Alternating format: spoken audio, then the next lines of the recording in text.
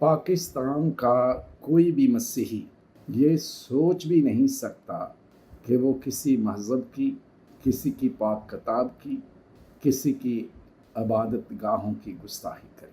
और देखा गया है कि कई बार मसीहों को इस तरह के रवैयों से गुज़रना पड़ा है, उन्हें इन दुखों से गुज़रना पड़ा है, इन तकलीफ़ों से गुज़रना पड़ा है। जब उनके घरों को जलाया गया, जब उनकी इबादत गाहों को जलाया गया, जब उन्हें धिक् किया गया और कईयों को मारा और पीटा गया, यहाँ तक कि सरगोदा में होने वाला ये वाक़या एक बड़ा ही अनोखा और दर्दनाक अलमनाक वाक़या है कि एक हजूम ने बग़ैर तहकीक किए, बग़ैर किसी तफ्तीश के किसी पर इल्ज़ाम लगाया और ख़ुद ही उसे मुजरम ठहरा दिया और उसे पत्थर मार मार कर, ईंटें मार मार कर, डंडे मार मार कर हलाक कर दिया और उसके घर को और उसके कारोबार यानी उसकी जूतों की फैक्ट्री थी उसे जला दिया। ये कहाँ का इंसाफ है कि बग़ैर किसी तहकीक के किसी का घर जलाया जाए और किसी की जान ले दी जाए। लिहाजा इन हालात में तमाम मसीही के जज्बात को बहुत ठेस पहुँचाई गई है।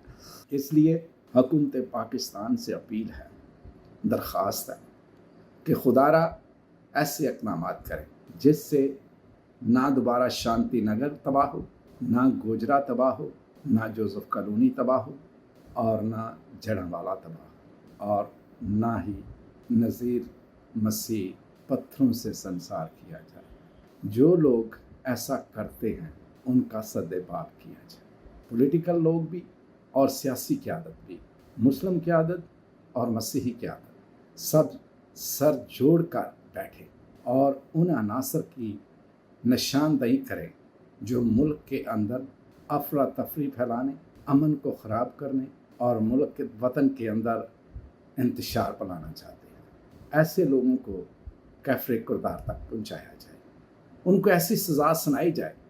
अगर शांति नगर के लोगों को सज़ा दी जाती जिन्होंने उनके घर जलाए बग़ैर किसी सबूत के, आज ये वाक़यात ना होते। जो कुछ सरगोदा में हुआ है वो गैर कानूनी है, गैर अखलाकी है।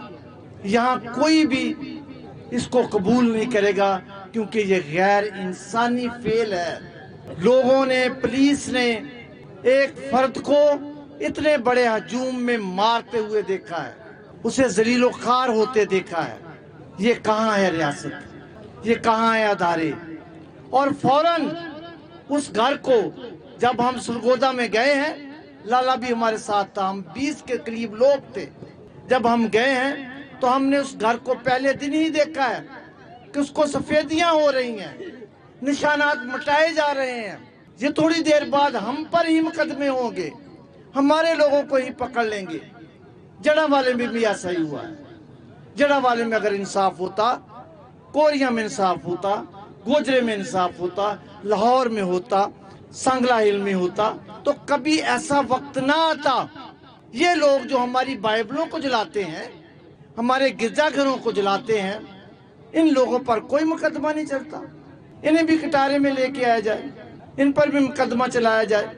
हमारे लोगों को तहफ़्फ़ुज़ दो, हमें जीने दो।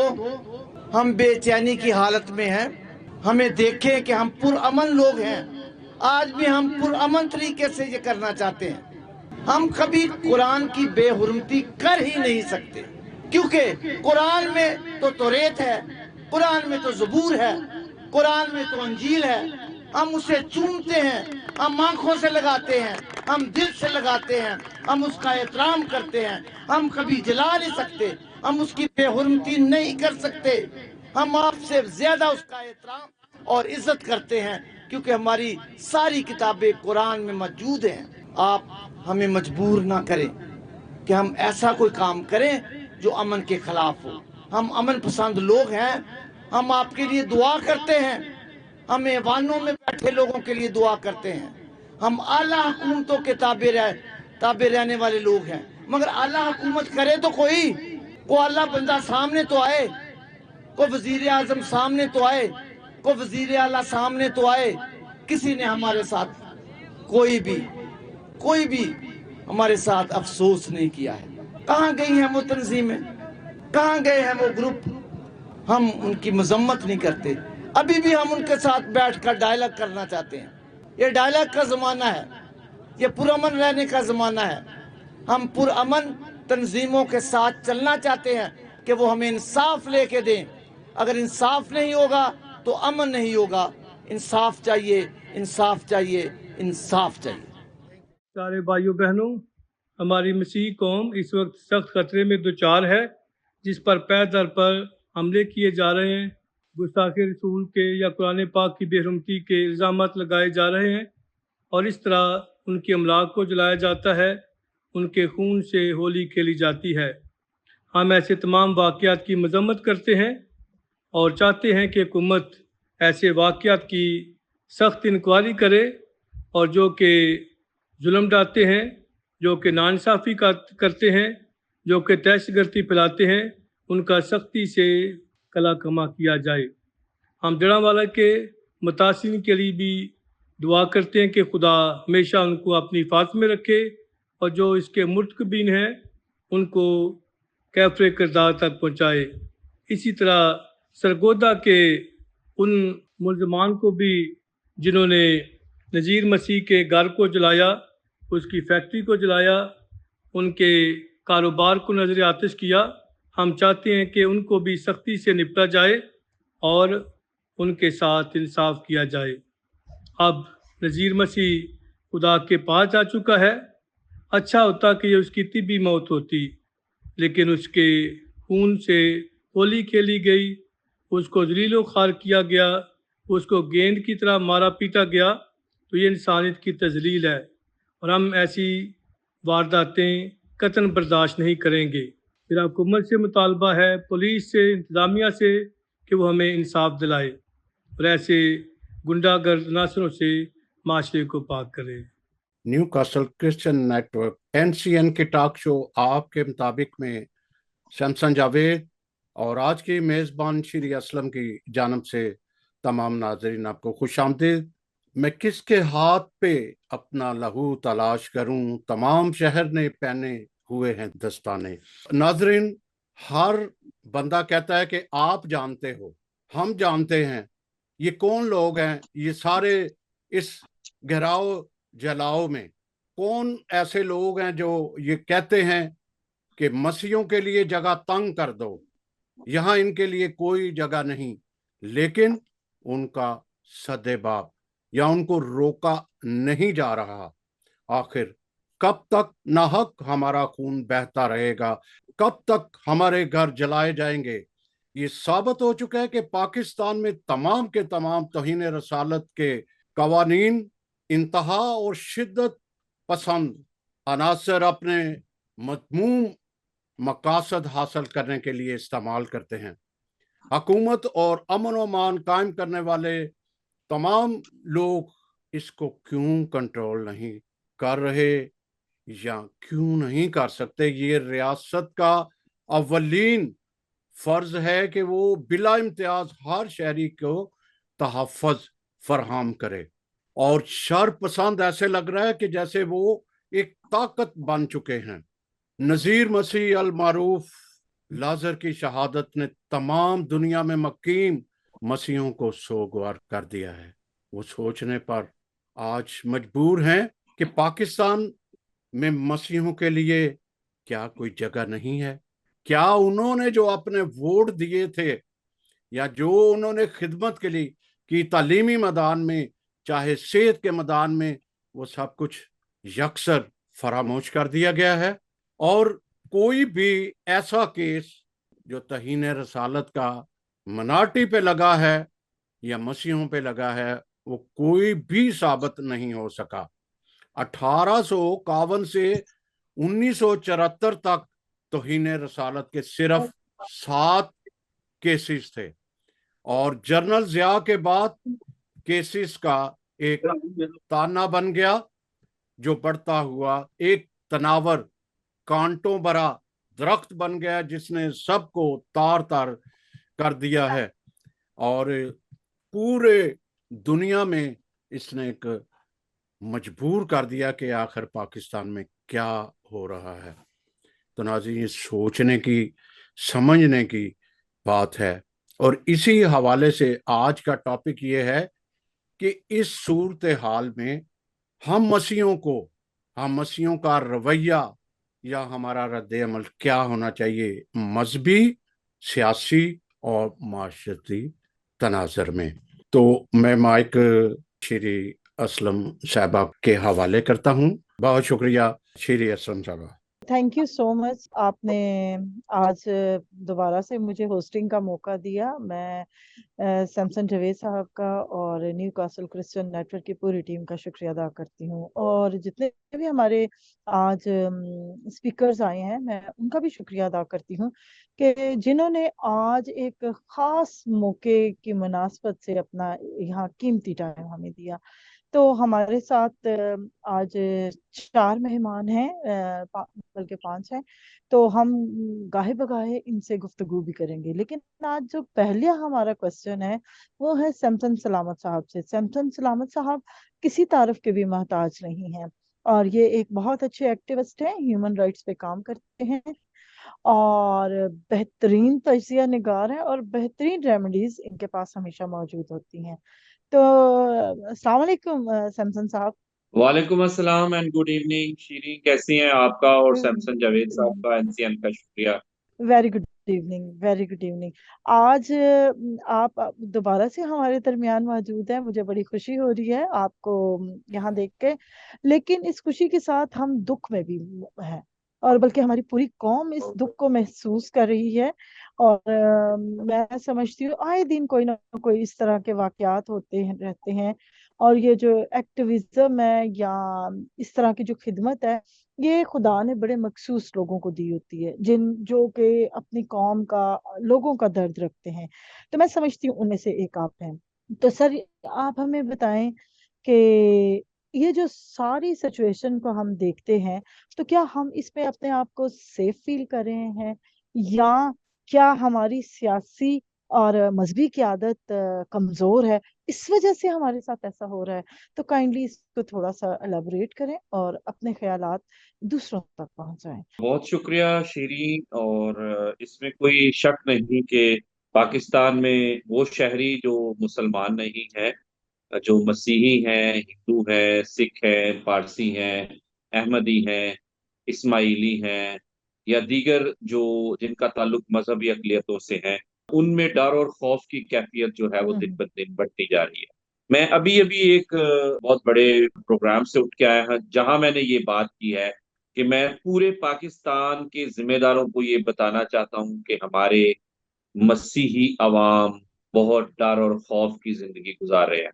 डर और खौफ की जिंदगी इसलिए गुजार रहे हैं कि जब वो सोते हैं तो उन्हें कोई पता नहीं है कि कल सुबह उठेंगे तो हमारा कोई मुखालिफ जो है वो हमसे कोई जाती दुश्मनी लेने के लिए, जाती लड़ाई झगड़ा निपटाने के लिए, वो हमारे घर से बाहर कोई तौहीन अमेज जो है वो मवाद फेंक के चला जाएगा, और इल्जाम जो है वो हम पर लगेगा। और फिर एक एक इंसान की जिंदगी खतरे में नहीं पड़ेगी, बल्कि पूरी उस इलाके में मसीही बिरादरी को भुगतना पड़ेगा। चर्च जलाए जाते हैं, बस्तियां जला दी जाती हैं, जिसकी ताजा तरीन 2 मिसालें हमने जो है वो जड़ावाला में अगस्त 2023 में देखी, और अभी 25 मई को हमने सरगोदा में उसकी एक एपिसोड जो है वो देखी है। तो मैं समझता हूँ कि हमारे लोग जो हैं वो बहुत ही डर और खौफ की जिंदगी गुजार रहे हैं। और मुझे ये खदशा है कि जिस तरीके से ये रुझान जो है वो बढ़ रहा है तेजी से, अगर इसको ना रोका गया तो ये इसके नतायज जो हैं वो इससे ज्यादा खतरनाक हो सकते हैं। रही बात आपने अपने सियासी, समाजी और मजहबी लीडरों की बात की है, तो मैं समझता हूँ कि लीडरशिप तो बहुत ज्यादा मौजूद है, बल्कि हम कहीं ना कहीं जो है वो ओवर लीडरशिप का शिकार है। तो मैं नहीं समझता कि हमें लीडरशिप की कमी की जरूरत है, बल्कि मैं पाकिस्तान में बसने वाले तमाम मसीहियों को खास तौर पर कहना चाहता हूँ कि शायद वक्त आ गया है कि आपको चंद मुफाद परस्त मजहबी, चंद मुफाद परस्त सियासी और चंद मुफाद परस्त समाजी नाम नहाद लीडरों के तसल्लुत से बाहर आने की जरूरत है, जो इस तरह के वाकयात का इंतजार करते हैं, और जब वाकया होता है तो अपनी जो है वो कहते हैं ना कि शोबाजी करते हैं, बजाय इसके कि कोई कॉन्क्रीट हल जो है इस सारे मसले का निकालें। यहाँ पर मुझे जो है वो कॉस्मेटिक और फैशनेबल चीजें जो हैं वो होती हुई नजर आ रही हैं, जिससे मैं समझता हूँ कि कभी भी मसीही हम्म बिरादरी के जो तहफ़्फ़ुज़ के मसाइल हैं, ये जो miss use of blasphemy law की वजह से हमारे लोग जो हैं वो अदम तहफ़्फ़ुज़ का शिकार हैं, हम्म वो फोर्स कन्वर्जन का शिकार हैं, या जो दीगर उनको मसाइल का सामना है उनके मजहब की वजह से, उनसे कभी जो है वो उन मसाइल से बाहर नहीं आ सकते। तो मैं समझता हूँ कि जिम्मेदार हमारी आवाम से ज्यादा लीडरशिप है, जो ना खुद करने दे कुछ करती है, बल्कि कहीं ना कहीं हमें लगता है कि वो उन लोगों के साथ जो है वो डिफेंसिव पोजीशन में जाती है, वो कंप्रोमाइज करती है, हुक्मरानों के साथ कंप्रोमाइज करती है, अपने लोगों की खरीदो फरोख्त करते हैं, उनको सौदा करते हैं। वो जड़ावाला में भी हमने देखा, और अभी सरगोदा में भी जो है वो वक्त आने पर जो है वो हमें पता चलेगा कि किस तरीके से जो है वो यहाँ पर चीजें जो है वो हो रही हैं।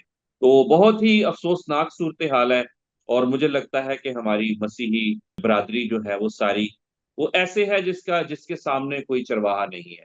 वो ऐसी भेड़ें हैं जिनके आसपास भेड़िए हैं, वो डर और खौफ का शिकार हैं, लेकिन उनको बचाने वाले जो चरवाहे हैं वो उन्हें जो है वो मुयस्सर नहीं है। अगर वो चरवाहे मुयस्सर भी हैं तो चरवाहे जो है वो खुद जो है वो डर और खौफ का शिकार हैं, या उन्होंने जो है वो भेड़ियों के साथ कंप्रोमाइज हम्म जो है वो कर दिया।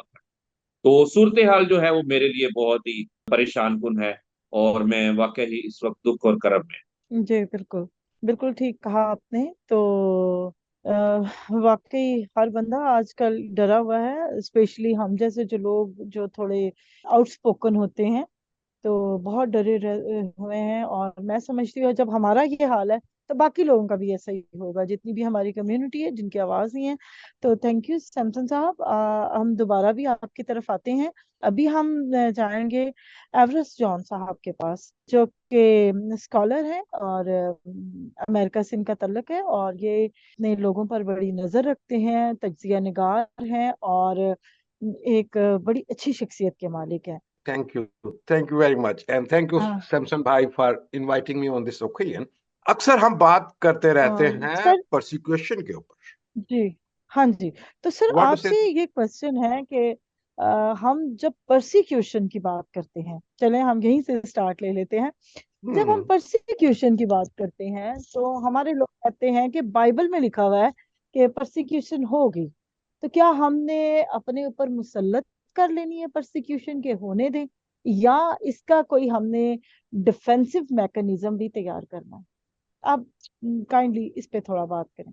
Thank you very much Shri, आपने बहुत ही इंपॉर्टेंट क्वेश्चन उठाया है। ये थियोलॉजिकल क्वेश्चन भी है।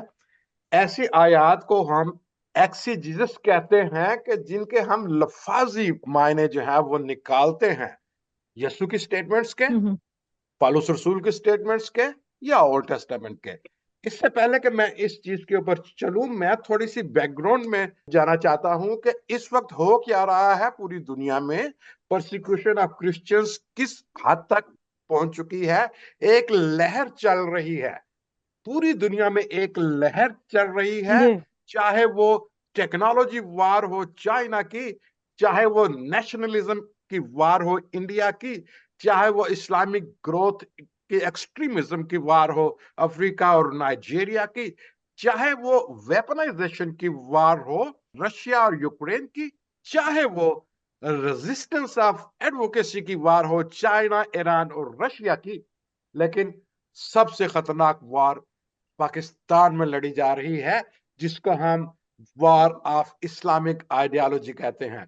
ये इतनी खतरनाक वार है कि ये आपकी अट्रैक्ट करती है मॉब्स को, ये आपकी मॉब लिंचिंग को अट्रैक्ट करती है, ये घर जलाने को अट्रैक्ट करती है। एक स्पीकर के ऊपर आप कॉल देके आप सारे शहर को इकट्ठा कर सकते हैं। एक मैं इंटरव्यू सुन रहा था, एक खातून कह रही थी मुझे नफरत है गैर मुस्लिम से। उससे पूछा गया कभी आपको क्यों नफरत है गैर मतलब से? जी मेरा दिल कहता है। सो एक आइडियोलॉजी दिलों में बैठ गई है। एक लड़का इंटरव्यू दे रहा था कि पाकिस्तान में गैर मुस्लिमों को नहीं रहना चाहिए। ये असर है उस ऑब्जेक्टिव रेजोल्यूशन का जिसको पाकिस्तान के ऊपर थोपा गया लियाकत अली खान के बाद। Most dangerous prosecution of war of ideology आज पाकिस्तान में चल रही है। अब हम आपके सवाल की तरफ आते हैं कि हमारे मुबश्शिरीन जो बाइबल की इंटरप्रिटेशन है उसको किस तरीके से लेते हैं। वो पेश करते हैं 1 पीटर 12:13 बी रिजॉयसफुल, वो हिब्रू 13:3 पेश करते हैं, वो 2 टिमोथी 3:12 करते हैं, मैथ्यू 5:10 है बी ब्लेसड, मैथ्यू 5:12 है रिजॉयस एंड बी ग्लैड। मुझे बताएं कि आज मैं क्या नजीर मसीह की, नजीर गिल की लाश को अपने कांधे के ऊपर उठा के रिजॉयस करूं, भंगड़ा डालूं, मैं वहां पे जाके डांस करूं? नहीं, आप ऐसे माहौल में रिजॉयस नहीं कर सकते।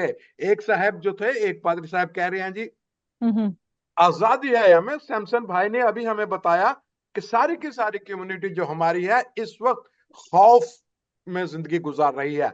आजादी जहां पे होती है वहां पे खौफ नहीं होता। तो इसीलिए जो जो हमारे मुबश्शिरीन हैं जो ये बाइबल को कोट करते हैं कि ये बी रिजॉयसफुल, एक तरफ बाइबल को ये कोट कर रहे हैं बी रिजॉयसफुल, एक तरफ कौम आइयां जोश विच बादशाहियां हिल गईयां, वो उसका दाऊद की फतुहात का बयान करते हैं। आपको एक चीज के ऊपर रहना है, आप दोनों चीजों को इकट्ठा नहीं कर सकते, आपको स्टैंड लेना है। अब ये सवाल ये पैदा होगा कि स्टैंड कैसे ले? क्या हम वेपनाइज्ड हो जाएं? क्या हम अपनी परसिक्यूशन के खिलाफ जो है वो आर्म्स उठा लें? नहीं। गांधी ने क्या किया? नॉन वायलेंट जदोजहद की। नेल्सन मंडेला ने क्या किया? नॉन वायलेंट उन्होंने किया। क्या आज हमारे मसीही पाकिस्तान में ये जदोजहद नहीं कर सकते? इसलिए नहीं कर सकते कि हम बटे हुए हैं, हम मफादात में बटे हुए हैं, हम अपने अपने जो है अभी सैमसन भाई ने जिक्र किया, बहुत जिक्र चलता है जड़ावाला का। आप यकीन करें कि जड़ावाला एपिसोड के बाद मुझे कोई 20 टेलीफोन आए, 20 वो सारे के सारे जड़ावाले के पादरी थे। भाई वहां पे तो इतने चर्चेस नहीं हैं जितने पादरी वहां पे निकल आए पैसे इकट्ठा करने के लिए। बहुत से लोग ऐसे थे जो चंदा मार मार के जड़ावाला के। अब सरगोदा में भी वही होगा। नजीर मसीह के खानदान के लिए एक इश्तिहार मैंने देखा कि नजीर मसीह के खानदान की मदद के लिए इस नंबर के ऊपर चंदा भेजें। मैंने उनको फोन किया कि भाई साहब आप नसीर मसीह के खानदान का जानते हैं, वो करोड़ों के मालिक हैं, वो इंडस्ट्रियलिस्ट थे, वो बाहर के मुल्क से पैसा भेजते थे, उनको आपके चंदे की जरूरत नहीं है, उनको आपकी जदोजहद की जरूरत है। फिर अब मैं बहुत आपको मिसाल देता हूं कि हम कैसे ये जंग लड़ सकते हैं, नॉन वायलेंट जंग कैसे लड़ सकते हैं। Let's take example of crusades. Anjili भाई जो है, अख्तर अंजीली थियोलॉजी के स्कॉलर हैं, वो जानते होंगे कि क्रूसेड जो हिस्ट्री है, क्रूसेड अगर आज ना होते, अगर आज मसीही वो जंग ना लड़ते, ना आपने मसीही होना था, ना मैंने मसीही होना था, ना सैमसन भाई ने मसीही होना था, ना शीरी ने मसीही होना। हमने किसी हिंदू घर में पैदा हो जाना था, हमने किसी मुस्लिम घर में पैदा हो जाना था।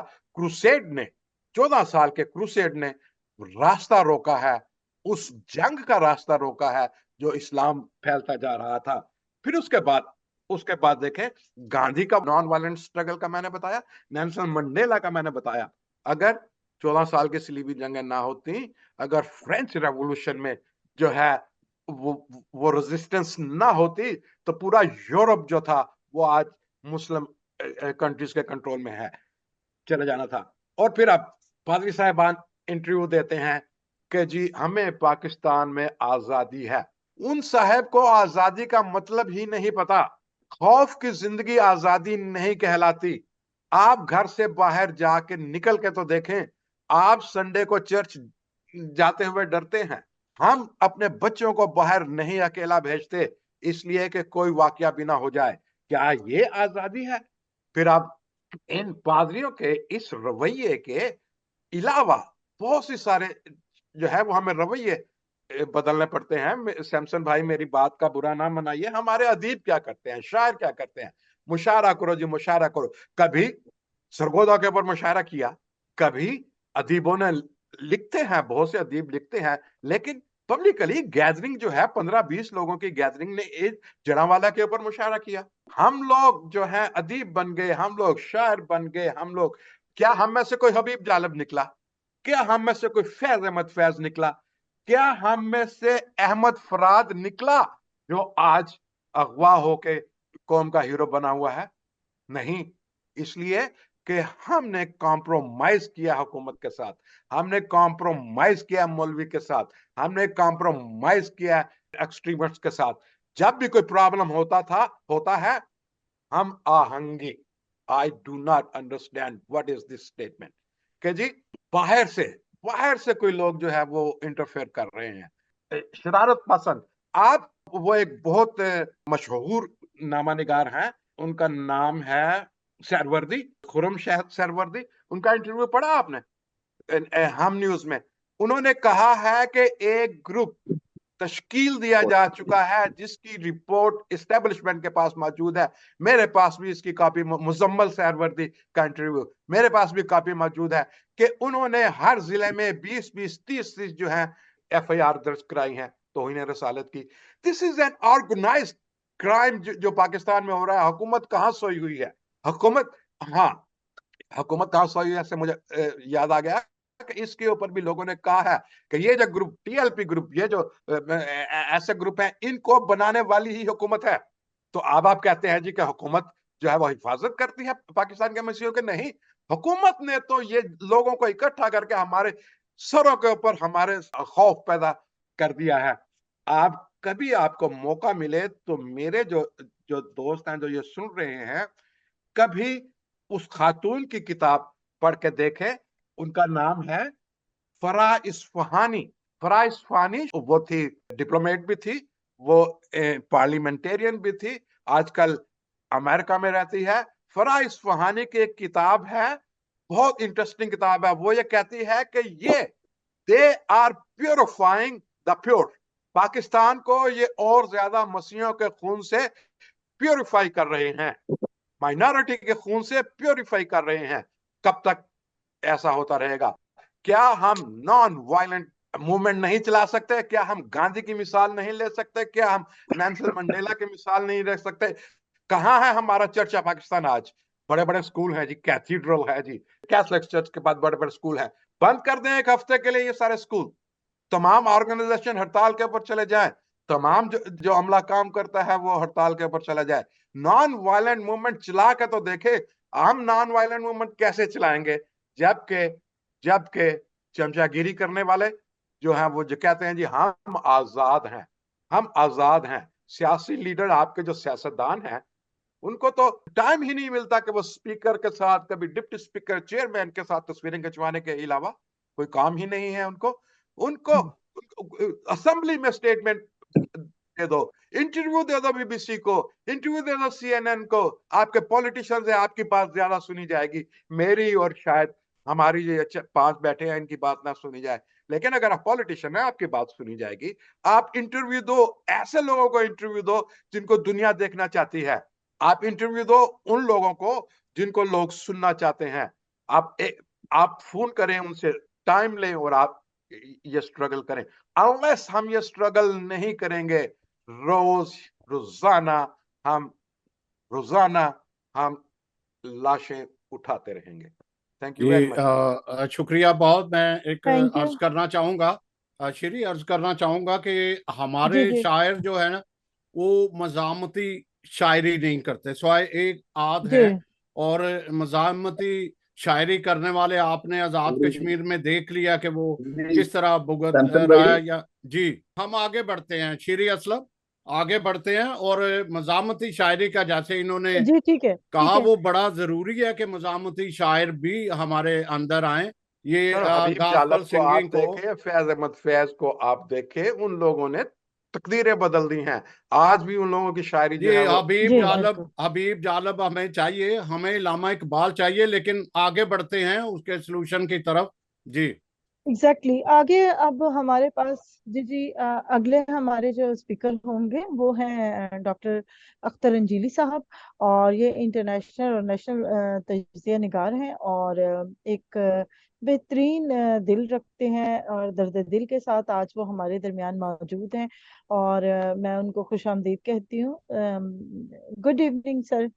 Good evening. जी डॉक्टर साहब, आप से क्वेश्चन वही है, सेम है कि अक़लियतों को कौन सी ऐसी हिकमत अमली बनानी पड़ेगी जिसकी वजह से वो एक तो अपने आप को आज़ाद महसूस करें और सेफ महसूस करें।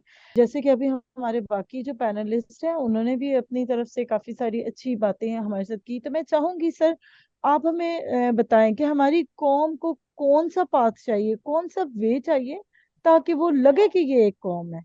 जी बिल्कुल, पादरी साहब ने किताब का जिक्र किया है। मैं पहले उस किताब के बारे में 2-3 बातें कह के फिर मैं आपकी बात का जवाब देता हूँ। Purifying the land of the pure, Pakistan religious minorities, ये फरहानाज इस्फहानी की किताब है। इसका पढ़ने से ताल्लुक है, और this is one I of the read it. More well documented cases जो है हमारे। अच्छा, उसके बाद डॉक्टर प्रूडेंट इंजीले, मेरे छोटे भाई, उनकी किताब है baptised in blood and fire, the story of minorities of Pakistan Yep. देर। ये चीजें जो हैं ये हम लोग डॉक्यूमेंट कर रहे हैं जहां तक हो सकता है। बहरहाल तशनगी है, जैसे पादरी साहब ने अभी फरमाया, बिल्कुल बजा बातें की हैं उन्होंने। अब मैं आता हूं मैडम आपके सवाल की तरफ कि हमें क्या करना चाहिए। तो जी मैं बाइबल मुकद्दस का एक अदना सा तालिब इल्म हूँ, और यही मेरी पहचान है कि तारीख, जी आर्कियोलॉजी, साइंस और दुनिया के तमाम अलूम अपनी जगह, उनके हवाले से, इल्म तिब के हवाले से मैं बाइबल मुकद्दस को समझना चाहता हूँ।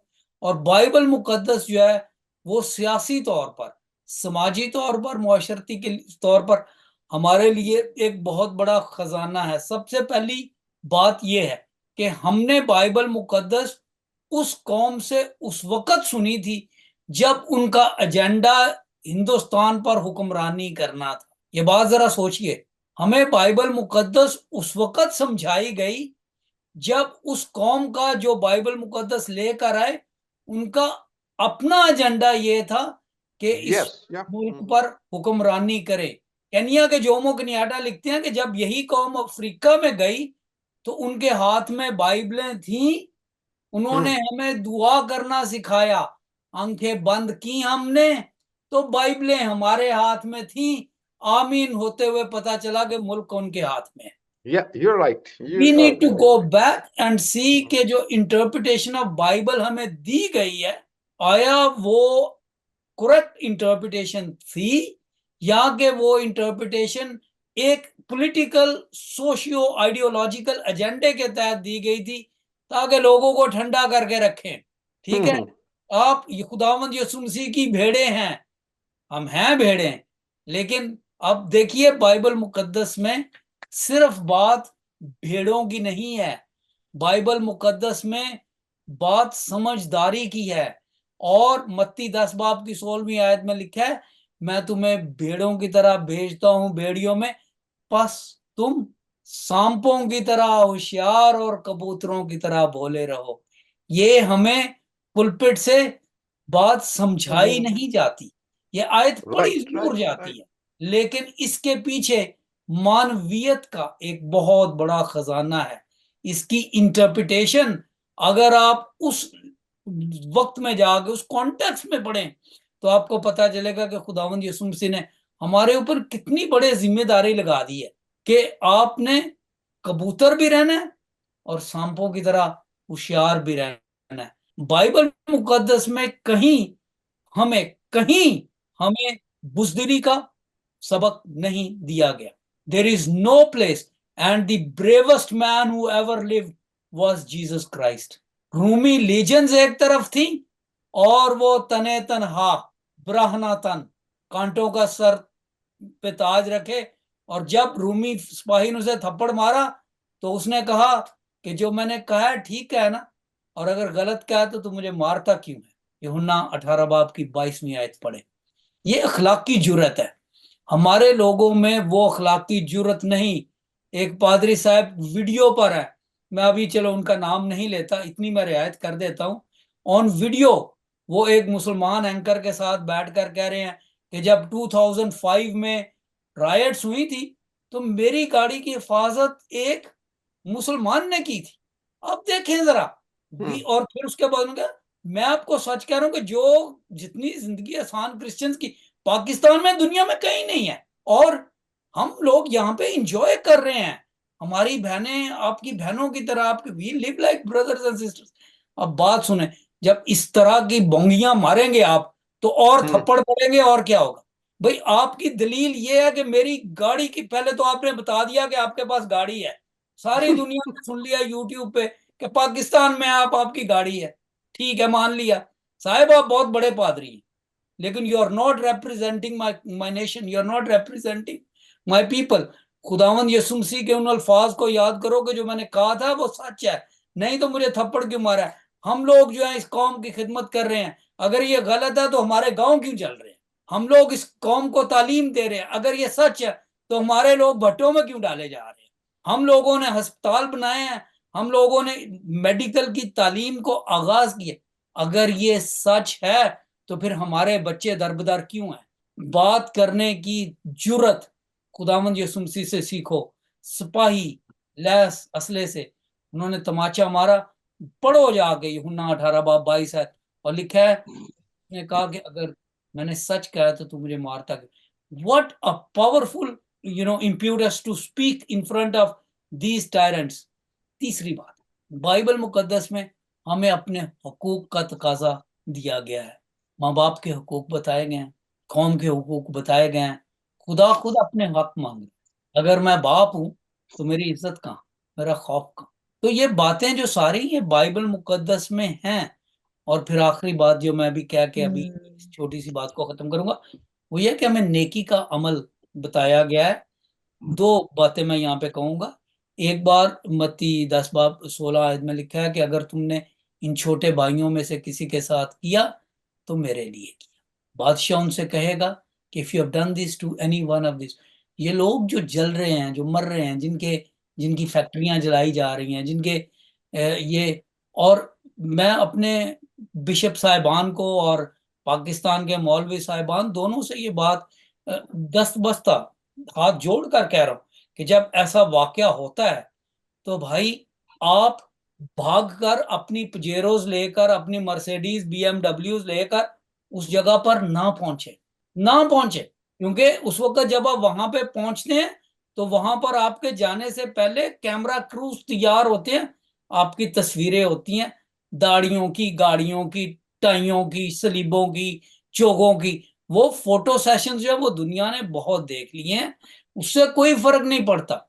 आप शांति नगर से शुरू कर दें, 6 फरवरी 1997 से लेकर ये 25 मई 2024 तक के तमाम वाकयात में कहीं इन चीजों से कोई फर्क नहीं पड़ा। लेकिन फर्क कब पड़ेगा?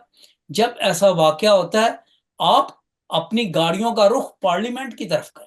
कानून पार्लियामेंट में बनता है, आप जाके पार्लियामेंट में एहतजाज करें, नहीं पार्लियामेंट इजलास में तो वहां पे जमा हो जाए, उसी तरह से खड़े हो जाएं लाइन में जैसे आप फोटो सेशन के लिए खड़े होते हैं, ताकि दुनिया को पता चले कि दीज पीपल आर हियर, और उनको बताएं पाकिस्तान जल रहा है। और मैं आपको बताना चाहता हूं कि जब 16 अगस्त 2023 में जड़ावाला का वाकया हुआ था तो मैं फॉलो कर रहा था स्टेटिस्टिक्स को, और तकरीबन 7 मिनट तक दुनिया के तमाम सोशल मीडिया पर top most trending news, Pakistan is burning, Pakistan Christian village is burning, community in Pakistan attack burning. ये तकरीबन 7 मिनट तक ये टॉप मोस्ट ट्रेंडिंग न्यूज थी, बावजूद इसके कि रशिया और यूक्रेन की जंग उस वक्त अरूज पर थी। We surpassed them. और उस वक्त 3 दिन बाद हम लोग वहां पे उन खंडरों के ऊपर खड़े हैं, तस्वीरें बना रहे हैं। भाई वो अगर दुनिया पूरी सुन रही है, top most trending news on the social media, Twitter और ये यूट्यूब और ये सारे चैनल्स को जब वो निकाल के टॉप मोस्ट ट्रेंडिंग न्यूज, तो दुनिया देख रही है, और आप वहां पे क्या कर रहे हैं? अब जाके तस्वीर खिंचा रहे हैं। Go to the parliament, get it change there, the change is going to take place there. और शायद एक स्टेज आनी चाहिए हमारे लोगों के लिए, वो कहे नहीं जी हम लोग आपके साथ नहीं तस्वीर खिंचा सकते, we have had enough of this, let's go and do something। और जब तक हम लोग ये इजी वे आउट लेते रहेंगे, कौमों का सर्वाइवल हमेशा मुश्किल फैसले मांगता है। अर्जेंटीना के मशहूर कम्युनिस्ट लीडर चे गुवेरा ने कहा था कि गुलामी की इंतहा ये होती है कि अगर आप लोगों को महज जिंदा ही रहने दें तो वो सोचते हैं कि हम तरक्की कर रहे हैं, और अगर लोग सांस लेते रहें तो वो सोचते हैं कि हम खुशहाल है। नहीं जी, सानू तो साह आ रहा है, देखो जी असं तो कल रात सुते सा जिंदा सा उठ गया जिंदा हूं। तो चे गुवेरा के ये कॉन्सेप्ट जो हैं, he was a communist leader. अब पाकिस्तान में यह है कि मेरी गाड़ी की हिफाजत किसी ने क्लाशनकोव के साथ की थी, भाई क्या बड़ी बात है। इसलिए जितनी महफूज क्रिश्चियन कौम पाकिस्तान में पूरी दुनिया में कहीं नहीं है। अब इस तरह के मंतक को समझने के लिए मैं अपनी बात की, अपनी दलील की इख्तिताम अपनी दलील का यहाँ पे करूंगा कि let us read the Bible anew, read our Bibles for ourselves. यहाँ पे लंदन में नेशनल म्यूजियम में मलका विक्टोरिया की एक पेंटिंग है बहुत बड़ी, उनके हाथ में बाइबल है और नीचे लिखा हुआ है this is the reason we rule the world. Thank you very much. बिल्कुल, thank you sir, thank you. आपने बहुत ज़बरदस्त बात की और बड़ी अच्छी रेमेडीज भी दी आपने। हमारे साथ आसिफ नज़ीर साहब हैं, मिनॉरिटी पीपल अलायंस से इनका तल्लक है और एक नई जमात है, बड़ी ज़बरदस्त जमात है जो कि इटसेल्फ सामने आ रही है। और आसिफ नज़ीर साहब मिनॉरिटी पीपल अलायंस से बिलोंग करते हैं। तो इनसे भी यही मेरा क्वेश्चन होगा कि आज के हालात में अगर हम देखें तो क्या हम सियासी तौर पर मजबूत हैं, या हम कोई ऐसी कौम उभर के आ सकते हैं कि हमारा सियासी जो लीडर है हम उसको फॉलो कर सकते हैं। हमारी सियासत कहाँ है और हम कहाँ खड़े हैं। तो ओवर टू आसिफ नज़ीर साहब। सबसे पहले तो आप सबका बड़ा शुक्रिया कि आप लोगों ने मिनॉरिटी पीपल अलायंस को टाइम दिया। मेरे साथ पैनल में है, सारे लोग बहुत अच्छे हैं, बड़ी अच्छी बातें की हैं उन्होंने, लेकिन मिनॉरिटी पीपल अलायंस उसका एक अपना मौकफ है जिस पे वो स्टैंड करते हैं। असल में मैं ये समझता हूँ कि इस मुल्क में जब से ये आज़ाद हुआ सियासत हुई नहीं। इसका एक कोई बैकग्राउंड है जिस वजह से मैं कहता हूँ, क्योंकि अगर इसमें सियासत होती तो आज ये टॉपिक जो हम डिस्कस कर रहे हैं ये होता ही ना। और अगर हम कहें कि हमारे यहाँ लीडर नहीं है, ये है वो है, कोई लीडर नहीं है, तो 75 सालों में हमारे पास कोई लीडरशिप नहीं है। शमसुल भाई, मैं ये समझता हूँ कि ये मुल्क बड़ा आइडियल है हमारे लिए रहने के लिए, लेकिन आइडियल किस तरह से है उसके लिए ये है कि मिनॉरिटी पीपल अलायंस, क्योंकि हमने एक जुस्तजू की है, एक स्ट्रगल की है और उसके बाद हम इस नतीजे पर पहुंचे हैं। क्योंकि आजकल मुख्तलिफ किस्म के लीडर्स हैं जो डिफरेंट डिफरेंट तरह की यानी थॉट्स रखते हैं। बाज ये कहते हैं कि जी आप हमें काफर डिक्लेयर करें ताकि हमारे असालम जो है ना वो इजी हो जाए। बाज ये कहते हैं कि हम इस मुल्क को छोड़ दें और दूसरी जगह माइग्रेट कर लें। तो ऐसा है कि ये जो चीजें हैं ये कोई प्रॉपर सोल्यूशन नहीं है कि आप माइग्रेट कर लें या आपको यानी यहाँ पे काफर तस्लीम कर लिया जाए और आप यानी ये अपने असालम जो है वो इजी वे हो जाए आपका। हम असल में ये चाहते हैं कि आप, क्योंकि हमारा ये मौकफ ही ये है कि आप अपने वोट से अपना लीडर जो है ना चुने, और जब आप अपना लीडर चुनेंगे पार्लियामेंट में जाएंगे और अपने यानी अपनी मर्जी के कानून जिस तरह आप चाहते हैं उस तरह कर सकते हैं। क्योंकि ये तो मुल्क मेरा ख्याल है आपको शायद याद होगा कि इस मुल्क में तो जिस तरह चाहे आप उस तरह हो सकते हैं। अगर आप कहें, अगर आपकी यानी हमारी कम्युनिटी में इतना दम है या ये थोड़ी सी यूनिटी में आ जाती है, मुश्किल मिजाजी ये थोड़ी सी शो करती है, तो ये तो कोई मसला नहीं है। ये तो मुल्क इस तरह का कि 4 बजे भी अदालतें लगती रही हैं यहाँ पे, लेकिन उसके पीछे बैकग्राउंड जो है ना यूनिटी का है, इत्तेफाक का है, कुव्वत का है। यानी ये सारी चीजें जो है ना वो हमें देखनी पड़ेंगी। और अगर हम अपनी यूनिटी को और अपनी यानी कि कौम को इस तरह यानी कि जैसे हमारे रिलीजियस लीडर हैं वो जरा थोड़ा सा ताउन करें हमारे साथ तो हम बहुत बेहतर हो सकते हैं। क्योंकि जिस तरह वो क्रूसेड में बहुत ज्यादा बड़ा क्राउड लेके आते हैं और यानी उस अपने इवेंट को जो है ना वो कामयाब करते हैं, तो इस तरह के इवेंट में जब ये हमारे साथ इस तरह के हादसा होते हैं तो वो क्रूसेड और वो क्राउड कहाँ चला जाता है, क्यों नहीं आता? यानी कुछ चीजें हैं कि जैसे बेहिसी का सा आलम है, यानी कि कोई तरस नहीं खा रहा, यानी कि कुछ अजीब तरह की चीजें हैं, यानी जो डिस्कस करते हुए बड़ा अजीब सा लगता है, क्योंकि 75 साल से हम इस मुल्क में रह रहे हैं और फिलहाल अभी तक किसी सोल्यूशन पे हम नहीं पहुंचे। यानी कि कोई टारगेट नहीं है, कोई प्लान नहीं है, कोई क्या क्या बताएं कि क्या नहीं। लेकिन एक एक एक बात जरूर है, क्योंकि मैं कुछ 4 साल 5 साल जर्मन में रहा हूँ और उसके बाद यानी कुछ चीजें जो है ना वो सियासत के हवाले से जो मैंने सीखी वहां पे, तो ये कुछ इस तरह था कि यानी जब हमने मिनोरिटी पीपल अलायंस को यहाँ पे शुरू किया तो कुछ दोस्त थे हमारे जो बिल्कुल नए थे सियासत में। और मैं जैसे कि आपको पहले बताता हूँ कि पहले कह चुका हूँ कि यहाँ पे 75 से लेके अभी तक कोई सियासत नहीं। तो इसी वजह से कहता हूँ, क्योंकि ये जो यहाँ पे जो हुआ है वो मल्टीप्लाइजेशन, यानी कि हर जो भी आया उसने खाने की कोशिश की है। यहाँ पे किसी ने कोई अपनी कौम का, ना ही अपने इस मुल्क का किसी को किसी किस्म की कोई वो नहीं। तो मिनोरिटी पीपल अलायंस जब हमने बनाई तो हमारा एक मंशूर था कि हम अपने वोट से अपने लोगों को चुने और पार्लियामेंट में जो है ना जाएं। और यही एक वाहिद सोल्यूशन है, बाकी मेरा ख्याल है कोई सोल्यूशन नहीं है। बाकी जो चीजें हैं वो सारी धोखे और फ्रेब पे हैं, यानी कि आप माइग्रेट कर लें, माइग्रेट करेंगे कहाँ चले जाएंगे, कहीं भी नहीं जा सकते आप, कुछ भी नहीं होगा। सर मेरा तो सवाल अभी भी वहीं पे है, क्या हमारी मजहबी और सियासी लीडरशिप एक पेज पे है? नहीं जी, कैसे एक स्टेज पे है जी? असल में तो ये एक स्टेज पे है ही नहीं। हम्म। यानी हमारे जो मजहबी लीडर है वो तो ये चाहते ही नहीं है कि यानी पॉलिटिशियन जो है ना वो स्ट्रांग हो, और इतना स्ट्रांग हो कि यानी लोग उनके पीछे हों। इस तरह तो वो चाहते ही नहीं है। यानी हमारी यंग जनरेशन है, उनको ये टीच किया जाता है कि यानी सियासत जो है वो बहुत बुरी चीज है। और सॉरी टू से, असल में उनका भी कोई कसूर नहीं है, जो आए हैं वो भी कुछ डिलीवर नहीं कर पाए, और जो डिलीवर हाँ कर जी, हाँ पाए जी, हैं बिल्कुल सही कुछ कहा। प्रॉपर नहीं हुआ उनसे डिलीवर। और आज भी आप देख लें, यानी जो विंग्स के लोग हैं या जो बड़ी बड़ी पार्टियां उनके जो हेड्स हैं, किसी ने कोई मज़ामती बयान दिया है आपके लिए या कोई बोला है आपके लिए? कोई नहीं बोला। क्यों नहीं बोला? क्योंकि वो उनको हमारी कुछ फिक्र नहीं है, हमें वो कुछ समझते नहीं है। और जब तक हम एक कौम नहीं बनेंगे, उनके सामने कुछ चीज नहीं होगी, मेरा ख्याल है इम्पॉसिबल चीजें हैं ये सारी। हमें अपनी शख्सियत को, अपने आप को मनवाना पड़ेगा। अगर हम मनवाने में कामयाब हो गए तो ये सबसे जबरदस्त और ये सबसे आइडियल मुल्क यही है जिसमें हम रह सकते हैं और बड़े अच्छे तरीके से रह सकते हैं। उसके हम्म। बगैर इसी तरह जिल्लत और ख्वारी और ये सारा कुछ जो है ना वो हमारे नाम कर दिया गया हुआ है, जी। और इसी तरह ही रहेगा अगर हमने चेंज करने की कोशिश ना की। मजीद आने वाले दिनों में कोशिश हम कर रहे हैं कि हम अपने यानी पॉलिटिकल इस सिस्टम को और ज्यादा स्ट्रॉन्ग करें और लोगों तक जाएं, और उनमें अवेयरनेस को जो है ना वो जरा थोड़ा कंटिन्यू करें, ताकि लोग जो है ना इस सियासत को जो बुरा समझते थे वो जरा थोड़ा सा बेहतर हो जाए सिलसिला। बाकी चीजें एग्जैक्टली। जो है ना वो आहिस्ता आहिस्ता जो है ना वो बेहतर होती हमें तो नजर आ रही है। लेकिन अगर थोड़ा सा है बीच में गैप, तो वो हर चीज के लिए एक वक्त की जरूरत होती है। हाँ जी थैंक भाई। You very much.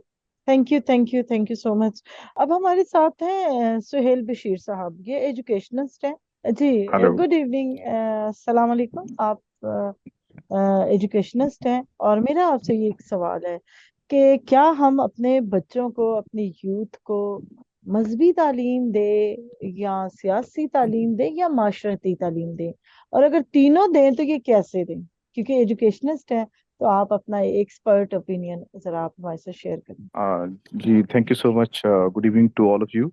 सबसे पहले जितने पैनलिस्ट आए हैं, जिसमें सैमसन सलामत साहब हैं, एवर जॉन साहब हैं, अख्तर अंजली साहब हैं, और सर जो भी आए थे, मैं इनसे बिल्कुल इत्तेफाक करूँगा। जो अभी हमारी जो मौजूदा कंडीशन है, हमारी एनर्जी, हमारे प्लान सब वो ज़ाहिर जा रहे हैं, और बिल्कुल इस वक्त हम ऐसे ही हैं कि बेमकसद एक हमारी ज़िंदगी गुजारी है। और बहुत गर्व और बहुत दुख है कि हम जिस तरह इस मुल्क पाकिस्तान, तहरीक पाकिस्तान में, क्या पाकिस्तान में, तमीर पाकिस्तान में, और बहुत बड़ा मसीह का किरदार था, आज उनको दीवार के साथ लगाया जा रहा है, और बड़े गर्व और दुख की बात है। तो मैं समझता हूँ मौजूदा दौर में हमारे टीचर प्रीचर पेरेंट्स का बहुत बड़ा रोल है कि अगर हम चेंज लेके आना चाहते हैं, और अब बिल मिन हैसल कौम, हम एक कौम बन के आए जिसमें हमारी मौजूदा पॉलिटिकल लीडरशिप और रिलीजियस लीडरशिप बटी हुई है, और जिसका इम्पैक्ट यूथ पर भी आ रहा है। वो खौफजदा है, डरे हुए हैं। हम क्या करेंगे इस मुल्क में जब हमारे कॉलेज यूनिवर्सिटीज में ये सब कुछ हो रहा है, तो उनके अंदर कोई गोल्स नहीं, टारगेट्स नहीं है, और कहाँ पर जाएंगे, क्या करेंगे। अगर वो बिजनेस करेंगे तो बिजनेस में भी बहुत इश्यूज हैं, अगर कोई बड़ी पोस्ट पर चले जाते हैं तो वहां भी उनके थ्रेट्स हैं। तो इन इश्यूज मसाइल में वो थिंक नहीं सोच बड़ा नहीं सोच सकते, बड़ा ड्रीम नहीं सोचते और बड़ा नहीं सोच सकते। इस वक्त एक बहुत बड़ी एक अलार्मिंग सिचुएशन है कि एक इस तरह की कंडीशन है। तो हमारी पॉलिटिकल लीडरशिप को और रिलीजियस लीडरशिप को वन पेज पर आना होगा। और इस वक्त जो है बहुत ज्यादा कुर्बानियां, बहुत सेक्रीफाइस हो गए। अगर अब ना किया तो बहुत ज्यादा नुकसान होगा, और हमारी नौजवान नस्ल मायूसी, नाउमीदी की तरफ जा रही है। ना वो बाहर जा सकते हैं, ना वो जॉब के लिए कर सकते हैं। तो हमें मजहबी तौर पे मजबूत होना है, पॉलिटिकल भी मजबूत होना, एजुकेशन भी मजबूत होने की जरूरत है। तब भी हम जाके हम अपने वो जो सही तौर पर एक लायक तौर पर हम अपने इस मुल्क में रह के जो हमारे बुजुर्गों ने कुर्बानियां दी हैं, जिन्होंने एक बहुत बड़ा कंट्रीब्यूशन किया है, उस उनकी तारीख को, उनके उन कारनामों को जिंदा रखते अपने किरदार से, बिहेवियर से। और ये सब कुछ हमारे पॉलिटिकल रिलीजियस लीडरशिप पर, और उसके बाद हमारे टीचर, पेरेंट्स, और ये सब पर बहुत बड़ी जिम्मेदारी आती है कि हम इस एक मतलब एक यूनिटी में, इत्तेफाक में, तहात और इस मसले को देखें। यह कितना संगीन हो रहा है, इस दीमक की तरह जो आहिस्ता आहिस्ता खा जाती है, और ये हमारी नस्लों को, हमारे फ्यूचर को सब कुछ तबाह बर्बाद कर रही है। और वो इस वक्त अलार्मिंग सिचुएशन है। और मैं सबसे, अपने जितने भी सीनियर हैं सबसे ये गुजारिश करूंगा कि अपने नौजवान के नस्ल के लिए एक उम्मीद अगर देना चाहते हैं, उनको बेहतर मुस्तकबिल देना चाहते हैं, तो इस पर जरूर हमें यकसा होने की जरूरत है, मुतहिद होने की जरूरत है, और इसके लिए काम करने की जरूरत है। सही, thank you. Thank you so much, thank you. It was a nice discussion. Akhtar Anjali साहब ने इतना डिटेल में बयान किया कि जी। How we can use Bible, उसकी एक्चुअल इंटरप्रिटेशन जो है वो हम तक पहुंची ही नहीं है।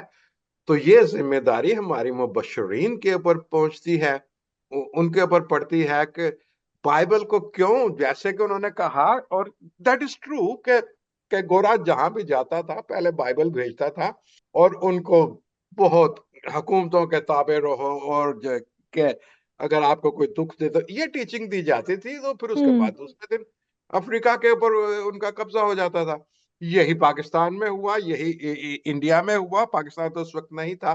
तो हमें बाइबल की तालीम को इस लिहाज से देखना होगा, ये this is a big responsibility मुबशरीन के ऊपर बनती है कि बाइबल की इंटरप्रिटेशन को बराए मेहरबानी लफाजी इंटरप्रिटेशन इसकी ना कीजिए।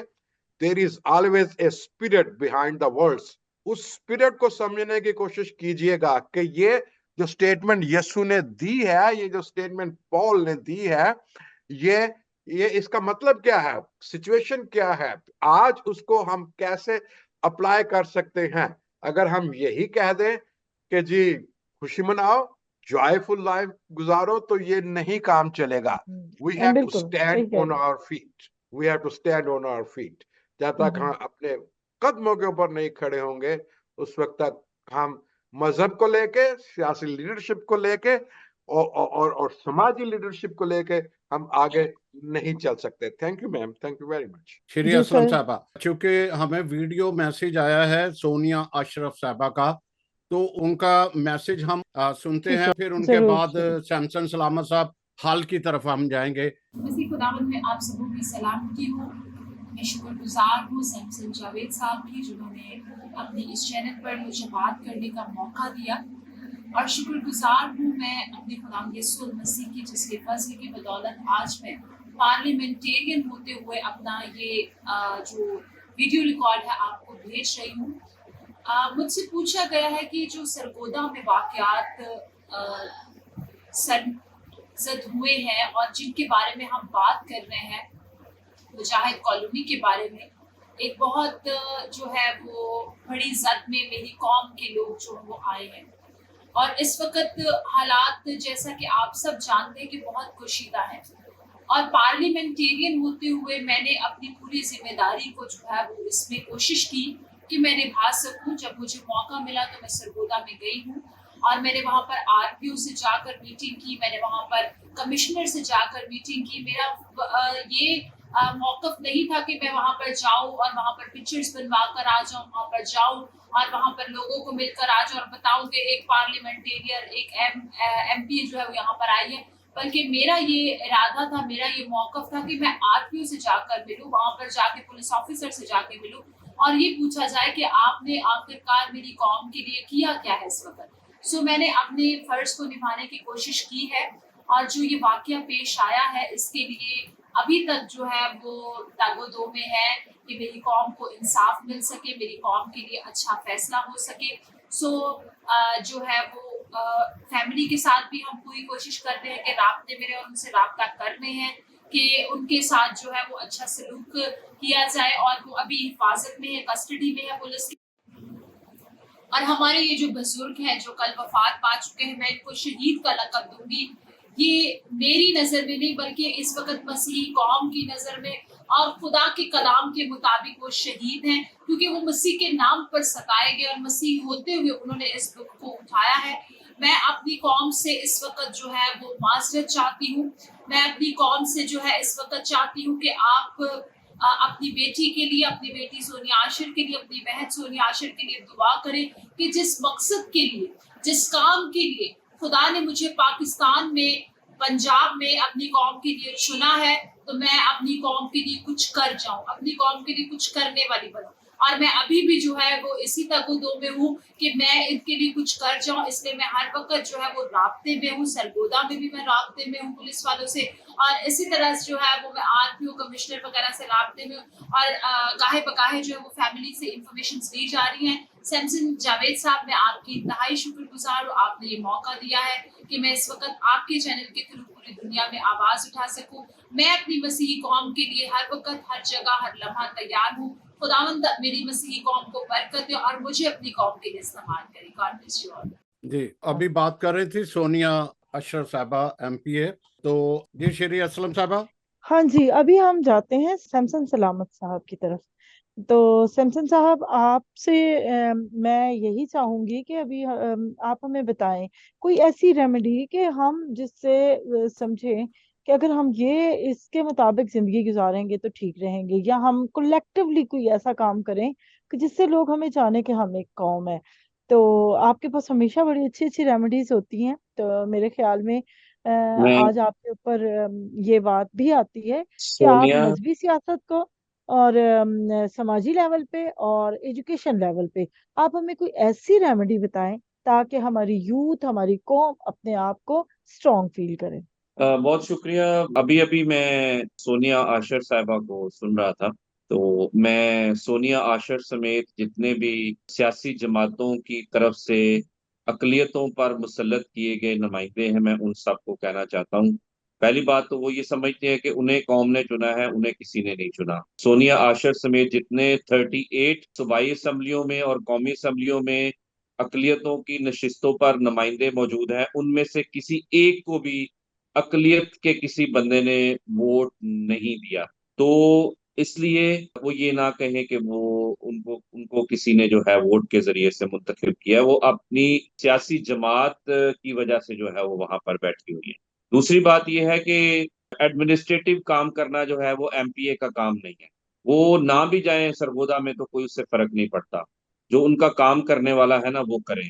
और काम ये है कि जड़ावाला में भी और सरगोदा में भी और दीगर जो इस तरह के वाकयात हुए हैं, क्लियरली जो है वो जो इंडिकेशन है वो टीएलपी की तरफ जाती है, तहरीक लबैक पाकिस्तान। अगर सोनिया आशर समेत बाकी जितने पंजाब असम्बली के अंदर मसीही नशिस्तों पर नुमाइंदे बैठे हैं, अगर उनको अपनी कौम का दर्द है तो वो एक miss use of blasphemy law के खिलाफ एक बिल लेकर आए, एक करारदाद लेकर आए, टीएलपी के खिलाफ जो है वो करारदाद लेकर और कराए जिसमें मुतालबा हो कि टीएलपी को बैन किया जाए।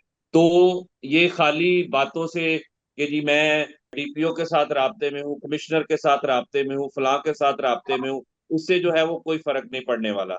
ये हमने जो है वो पहले भी इस तरह की चीजें जो है वो सुनी हुई है। बाकी रही आपने शीरी बात की है कि हल क्या होना चाहिए। देखें, जब तक पाकिस्तान के मसीही और तमाम अकलियतों के लोग एक पब्लिक मूवमेंट जो है वो नहीं बनाते, तब तक पाकिस्तान में अकलियतें कभी भी महफूज नहीं हो सकती। और ये पब्लिक मूवमेंट जो है वो सो कॉल्ड मजहबी, समाजी और सियासी लीडर जो है वो लीड ना करें, बल्कि हमें एक नई लीडरशिप की जो है इस वक्त जरूरत है, क्योंकि मैं समझता हूं कि जो लीडरशिप इस वक्त मौजूद है, I am sorry but outdated हो चुकी है। वो कोई भी अपनी कौम के लिए बोल्ड स्टेप लेने को तैयार नहीं है। मैं आपको मिसाल देना चाहता हूं कि जब जड़ावाला का वाकया हुआ था, तो हमने जब लाहौर में सबसे पहले प्रोटेस्ट जो है वो अनाउंस किया, 16 को वाकया हुआ, 17 को लाहौर प्रेस क्लब के बाहर प्रोटेस्ट था। लाहौर में कम से कम 10 लाख मसीही रहते हैं, 500 बंदा भी बाहर नहीं निकला। 500 बंदा भी बाहर निकला, 5000 चर्च है, एक एक पादरी भी चर्च से बाहर निकलता तो 5000 बंदा बाहर होता। तो अब भी आप देखें, सरगोदा के बाद भी छोटा सा मुजाहरा जो है वो फैसलाबाद में हुआ है, छोटा सा इस्लामाबाद में हुआ है, छोटा सा कराची में हुआ है। क्या हम इतने जो है वो नाकाम हो चुके हैं, नाकारा हो चुके हैं कि हम हजारों लोगों को जो है वो सड़कों पर नहीं ला सकते? मैं तो कहता हूं ये जो क्रूसेड करते हैं, कोई जिद बजीदी एक एक क्रूसेड जो है वो पंजाब असेंबली के सामने करें, जड़ावाला के लोगों के लिए करें, सरगोदा के लोगों के लिए करें, पंजाब के मसीहियों के लिए करें एक एक क्रूसेड, जिसमें आप 10-10 हजार, 15-15 हजार लोगों को इकट्ठा करें। वो पंजाब असेंबली के सामने जो है वो इकट्ठा करें लोगों को, और वहां उनको जो है वो दुआएं दुआएं पढ़ाएं, वहां उनको शिफाएं दें, और साथ में उनके हकूक की भी बात करें। तो ये जो है ना खामखा चिकनी चुपड़ी बातें, जा रहे हैं लोग, वहां जा रहे हैं, सड़कों में गलियों में फिर रहे हैं, तस्वीरबाजी हो रही है, शोबाजी हो रही है, इससे जो है वो कुछ नहीं होने वाला। पब्लिक मूवमेंट के बगैर जो है कुछ नहीं होने वाला। और पब्लिक मूवमेंट में मैं समझता हूं कि जब तक पाकिस्तान के अंदर शिद्दत पसंद तंजीमें मौजूद हैं, टीएलपी जैसी तंजीमें मौजूद है, तब तक पाकिस्तान में अकलियत कभी भी महफूज नहीं हो सकती। इसलिए हमें बराह रास्त रियासत से मुतालबा करना चाहिए कि टीएलपी को बैन किया जाए, टीएलपी के खिलाफ जो है वो क्रैक डाउन किया जाए। जब तक हम ये नहीं करते तब तक जो है वो कुछ नहीं होने वाला। मैं समझता हूं कि आने वाला जो 11 अगस्त है उसको हमें ब्लैक डे के तौर पर मनाना चाहिए।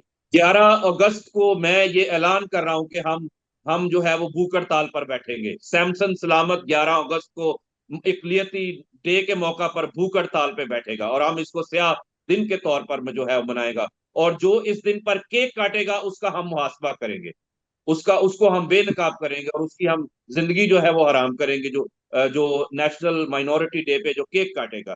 क्योंकि यहाँ हमारे पास केक काटने को कुछ नहीं बचा। हमारे लोग जो हैं वो डर और खौफ की वजह से की जिंदगी गुजारे, और हम केक काटे यहाँ पर, हमारे पास केक काटने को जो है वो कुछ नहीं बचा। मैं समझता हूं कि अगर चर्च ऑफ पाकिस्तान और कैथोलिक चर्च की जो लीडरशिप है वो अपने लोगों के साथ जो है वो अगर सिंसियर है, तो उसको जो है वो इस साल माइनॉरिटी डे पर एक हफ्ते के लिए जो है वो स्कूल बंद कर देना चाहिए, प्रोटेस्ट के तौर पर बंद करने चाहिए। और साथ साथ मैं जितने हजारों जो है वो हमारे सैनिटरी वर्कर्स हैं पूरे पाकिस्तान में, लाहौर में, कराची में, पेशावर में, मेट्रोपॉलिटन सिटीज में, और उनको जो है वो कम से कम 3 दिन के लिए अपने काम का बाइकआउट कर देना चाहिए। मैं समझता हूं कि जब डिफेंसिव पोजीशन से बाहर नहीं आएंगे, हम जो है वो फ्रंट फुट पर नहीं खेलेंगे, तब तक कुछ नहीं होगा। लेकिन उसके लिए हमारे पास जिगरा जो है वो Martin Luther king, Nelson Mandela और महात्मा गांधी जैसा जो है वो करना पड़ेगा। और हम, मेरी बात सुने, हम फॉलोवर हैं यीशु मसीह के, जिसने, मैं मजहबी आदमी नहीं हूं, लेकिन मैं समझता हूं कि उसने उस वक्त जाबर और ताकतवर जो उस वक्त रोमी सल्तनत थी उसके सारे निजाम को चैलेंज कर दिया था, जो गैर मुनसिफाना था। तो यीशु मसीह जो किसी से डरता नहीं था, हम ये क्लेम करते हैं कि हम उसके फॉलोअर हैं, लेकिन यहाँ के नाम नहाद लीडरशिप, चाहे वो मजहबी हैं, वो समाजी हैं, सियासी हैं, वो लोगों को डराते हैं, लोगों को कहते हैं चुप करो, लोगों को कहते हैं मुकदमे दर्ज हो जाए, वो खुद भी बाहर नहीं निकलते और किसी दूसरे को भी जो है वो बाहर नहीं निकलने देते, और अगर कोई बात भी करता है तो उसके पीछे से जो है वो टांगे खींचते, उसकी मुखालफत। इसलिए जितने हमें खतरा इंतहा पसंदों से है, दूसरों से, उससे ज्यादा जो है वो आज पाकिस्तान के मसीहियों को खासतौर पर अपनी नाम नेहाद लीडरशिप से खतरा है। जब तक आप इससे छुटकारा नहीं हासिल करेंगे, ये सिलसिला कभी रुकने वाला नहीं है, और मुझे ये आइंदा चंद सालों में रुकता हुआ नजर नहीं आ रहा। अगर हमने अपनी आवाज को हर जगह पर मौसर तरीके से जो है वो बुलंद ना किया, हर बंदा जो है वो फेसबुक का लीडर जो है वो बना फिरता है, सोशल मीडिया का लीडरशिप जो है वो बना फिरता है, बड़ी बड़ी बातें करते हैं, लेकिन जब बाहर निकलने की बात होती है तब जो है वो ये करते हैं। और आखिरी बात मैं ये कहना चाहता हूँ, हमें जोर लगाना चाहिए, खास तौर पे पाकिस्तान के नौजवान अगर मेरी बात सुन रहे हैं अकलियतों के, हमें जोर लगाना चाहिए कि ये जो हमारे नाम पर अकलियतों के नुमाइंदे मुसल्लत किए जा रहे हैं पिछले 22 सालों से, जो हमारे वोट से मुंतखब नहीं होते, वो किसी और के जो है वो नुमाइंदे होते हैं, और नतीजा ये होता है कि वो हमारी बात नहीं करते, वो अपनी सियासी जमात की बात करते हैं, जो उनको लेकर आते हैं उनके मुफाद की बात करते हैं। जब तक हमने इस निजाम का खात्मा ना किया, तब तक हमारी मौसर आवाज जो है वो पार्लियामेंट तक नहीं पहुंच सकती, और पार्लियामेंट तक जब तक नहीं पहुंचेगी तब तक जो है कवानीन जो है वो कैसे बनेंगे, पॉलिसियां जो है वो कैसे बनेगी। तो इसके लिए जरूरी है कि हमारे नौजवान सियासत में आए, वो खुद जो है वो समझे कि उनका सियासत में आना कितना इंपॉर्टेंट है। जब तक वो नहीं आएंगे तब तक ये जो सियासी जमातों के लोग बिठाए हुए हैं पार्लियामेंट में हमारे नाम से, तब तक जो है वो हमारी जान इनसे जो है वो नहीं छूट सकती। आई एग्री विद सैमसन भाई, हमें बिल्कुल एक तहरीक की जरूरत है, तहरीक की। जब तक हम तहरीक नहीं स्टार्ट करेंगे हम आगे नहीं चल सकते। हम हमें दैट्स इट। हमें सर माफी चाहता हूँ, हमें एक सिविल राइट्स की मूवमेंट चाहिए, ऐसी मूवमेंट जिस तरह की अमेरिका में 60s में काले और गोरे के फर्क को खत्म करने के लिए मार्टिन लूथर किंग और उसके साथियों ने की थी। यस इस तरह की हमें मूवमेंट जो है वो चाहिए पाकिस्तान के अंदर। लेकिन यहाँ राइट मसला ये है कि यहाँ पर लीडरशिप जो मौजूद है वो हमेशा कंप्रोमाइज की लीडरी करती है, वो हुक्मरानों के साथ कंप्रोमाइज करती है, वो बाहर अपने राइट लोगों को राइट लेकर निकलने को तैयार नहीं है, उसमें हिम्मत और जुर्रत नहीं है। थैंक यू, या यू आर राइट। जी ग्रेट ग्रेट। अब मैं डॉक्टर अख्तर साहब की तरफ जाऊंगी और मैं उनसे एक सवाल करना चाहती हूँ कि जैसे आप मजहब को, सोशल लाइफ को बड़ा अच्छे तरीके से बयान करते हैं। जैसे कि हमारी एक आयत है कि अगर कोई एक गाल पे तमाचा मारे तो दूसरी भी आगे करो। इसको भी कई दफा हम लोग ना बड़ा मिस यूज कर रहे होते हैं। तो हम घरों में बैठ जाते हैं, हमारे साथ कोई नुकसान होता है, कोई प्रॉब्लम आती है, तो हम कहते हैं जी बाइबल में लिखा है एक गाल पे कोई तमाचा मारे तो दूसरा भी आगे कर दो। तो मतलब मैं तो उन लोगों में से हूँ, मैं कहती हूँ कि अगर एक गाल पे किसी ने तमाचा मारा तो मैं तो दो लगाऊंगी आगे से। मैं पूछूंगी जी मारा क्यों है, मेरी गलती क्या है। मैं तो उन लोगों में से हूँ। तो आप बताएं अंजलि साहब के इसके लिए हमें क्या करना चाहिए। क्या हमारी थियोलॉजी हम गलत वहां पे यूज कर रहे हैं, या हमें वो पता ही नहीं है, उसका कॉन्सेप्ट ही नहीं पता। तो काइंडली ये जरा हमारे लोगों को भी बताएं। देखें, मेरी अंडरस्टैंडिंग इसके बारे में ये है कि खुदावंद यीशु मसीह जब गुफ्तगू फरमाते थे तो खुदावंद यीशु मसीह की तालीमात और उनकी गुफ्तगू जो है वो ज़रूरी बात नहीं कि लफ्जी थी, इसलिए क्योंकि उनकी बहुत सारी बातें जो, बल्कि उनकी सब बातें रूहानी थी। वो इस दुनिया की मिसाल देकर बात रूहानियत की कर रहे होते थे। और जब हम बाइबल मुकद्दस की बातों को देखते हैं, ये एक पहली बात है कि खुदावंद यीशु मसीह को लिटरली हम नहीं ले सकते। दूसरी बात यह है कि खुदावंद यीशु मसीह was a man of the public. उनकी जुबान में बहुत सारे मुहावरे भी इस्तेमाल हुए हैं। मिसाल के तौर पर जब वो कहते हैं कि ये मुनासिब नहीं कि मैं एक लड़कों की रोटी लेकर कुत्तों को डाल दूं, तो अक्सर उस पे भी लोग बहुत इस तरह की बहस करते हैं। लेकिन खुदावंद यीशु मसीह की जुबान उस वक्त लोगों को समझाने के लिए मुहावरतन थी। मैं आपको बताता हूँ, जैसे हम पंजाबी में आजकल भी कहते हैं अन्य कुत्ते हरना दे शिकारी, तो इसका यह मतलब नहीं आपने किसी को हरन कह दिया या किसी को कुत्ता कह दिया। इट इज अ सेइंग, ठीक है। नाच ना जाने आंगन टेढ़ा, आपने किसी को नाचा तो नहीं कह दिया ना, आपने सिर्फ ये कहा कि जो वो काम कर रहा है उसको नहीं आता। तो खुदावंद यीशु मसीह की ये बातें जो हैं उनको समझना, जब खुदावंद यीशु मसीह ये समझा रहे थे कि एक तमाचा मारे तो दूसरा, तो खुदावंद यीशु मसीह फिजिकल फाइट की नहीं बात कर रहे थे कि मोहम्मद अली और जो फ्रेजियर की फाइट हो रही है, मोहम्मद अली मुसलमान है, जो फ्रेजियर क्रिश्चियन है, मोहम्मद अली एक मुक्का मारे तो जो फ्रेजियर गए यार दूसरा भी मार। You know, we really take things out of context. We really take things out of context. आप कहेंगे कि I'm taking it to an extreme level. Yes, I am taking it to extreme level to make a point that we are depriving the other extreme which was intended by Lord Jesus Christ. और वो extreme ये है कि इस दुनिया में रहते हुए हमारे लोगों के साथ ऐसे इख्तलाफात होते हैं जहाँ पे लोग हमें नुकसान पहुंचाते हैं, लेकिन हम उसको नुकसान के बदले में नुकसान ना पहुंचाए, बर्दाश्त करें। अब ये जो तमाचा मारना है या नुकसान बर्दाश्त करना है, उसको हम इक्वेट नहीं कर सकते फैक्ट्री को जला देना और बंदा मार देना। अब देखें खुदावंद यीशु मसीह ने, अगर तो ये इसका तर्जमा होता या ये इसके मानी होते, तो then Lord Jesus Christ, God forgive me, would have been advocating violence, कि एक बंदे को तुमने थप्पड़ मारा है, वो दूसरा करता है, फिर मारो, तीसरा करता, you know, it would start a chain of reactions. Lord Jesus was not doing that.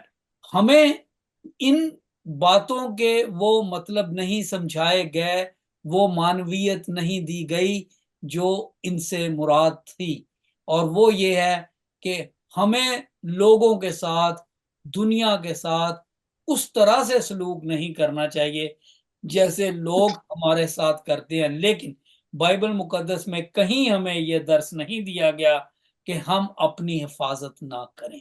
खुदावंद यीशु मसीह बार बार कह रहा है कि एक जगह पे अभी मैंने हवाला दिया था कि खुदावंद यीशु मसीह यूहन्ना रसूल की इंजील में कि जब उसे मारा गया तो तुम्हें क्यों मारता है।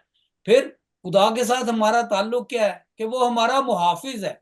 अगर मुहाफिज होना इतनी अच्छी बात है कि खुदा हमारी हिफाजत करता है, तो क्या मैं अपने कारोबार की हिफाजत ना करूं, मैं अपने बच्चों की, बीवी की, बहन की, माँ की, बेटे बेटियों की हिफाजत ना करूं। ये थियोलॉजी को बिल्कुल उस तरह से पढ़ना है जिस तरह से कि हमें सिखाया गया है कि भाई बिल्कुल आप भेड़े बन जाए। मैंने अभी आपको हवाला दिया था मत्ती 10:16 में, जहां पे लिखा गया है कि मैं तुम्हें भेड़ियों में भेजता हूं, भेड़ों की तरह। उसके फौरन बाद अगली आयत ये है, मगर तुम कबूतरों की तरह भोले और सांपों की तरह और शाम होशियार की रहना। मानी अब अगर हमें सांपों की तरह होशियार रहने के लिए कहा गया है, तो कौन सा सांप है जिसको आप एक थप्पड़ मारेंगे तो वो दूसरा गाल आगे करेगा। देखें, we cannot take words and sentences and phrases out of context, out of sermon, out of its exegetical beauty, जो उसकी exegesis है उसको, और ये जो आई जीसस है ना, क्योंकि मुझे इसकी ऐसी समझ लगती है इसलिए, और यही बात है कि हम लोग अपने कलाम को बयान करने में कासर हैं, और लोग जो है वो इसका फायदा भी उठाते हैं हमारे खिलाफ।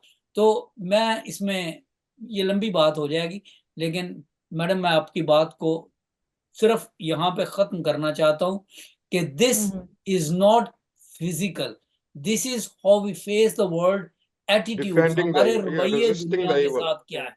दुनिया हमें तंग करेगी, और ये रूहानी चीजें हैं, दुनिया हमें तंग करेगी। देखें, आप किसी प्रॉफिट के बारे में बात करें तो बिल्डिंगें जला दी जाती हैं, ठीक है, लोग जला दिए जाते हैं। खुदावंद यीशु मसीह के खिलाफ जब कोई बात होती है हमें भी उतना ही दुख होता है, लेकिन हम सब्र शुक्र करते हैं। वो है दूसरा गाल सामने करना।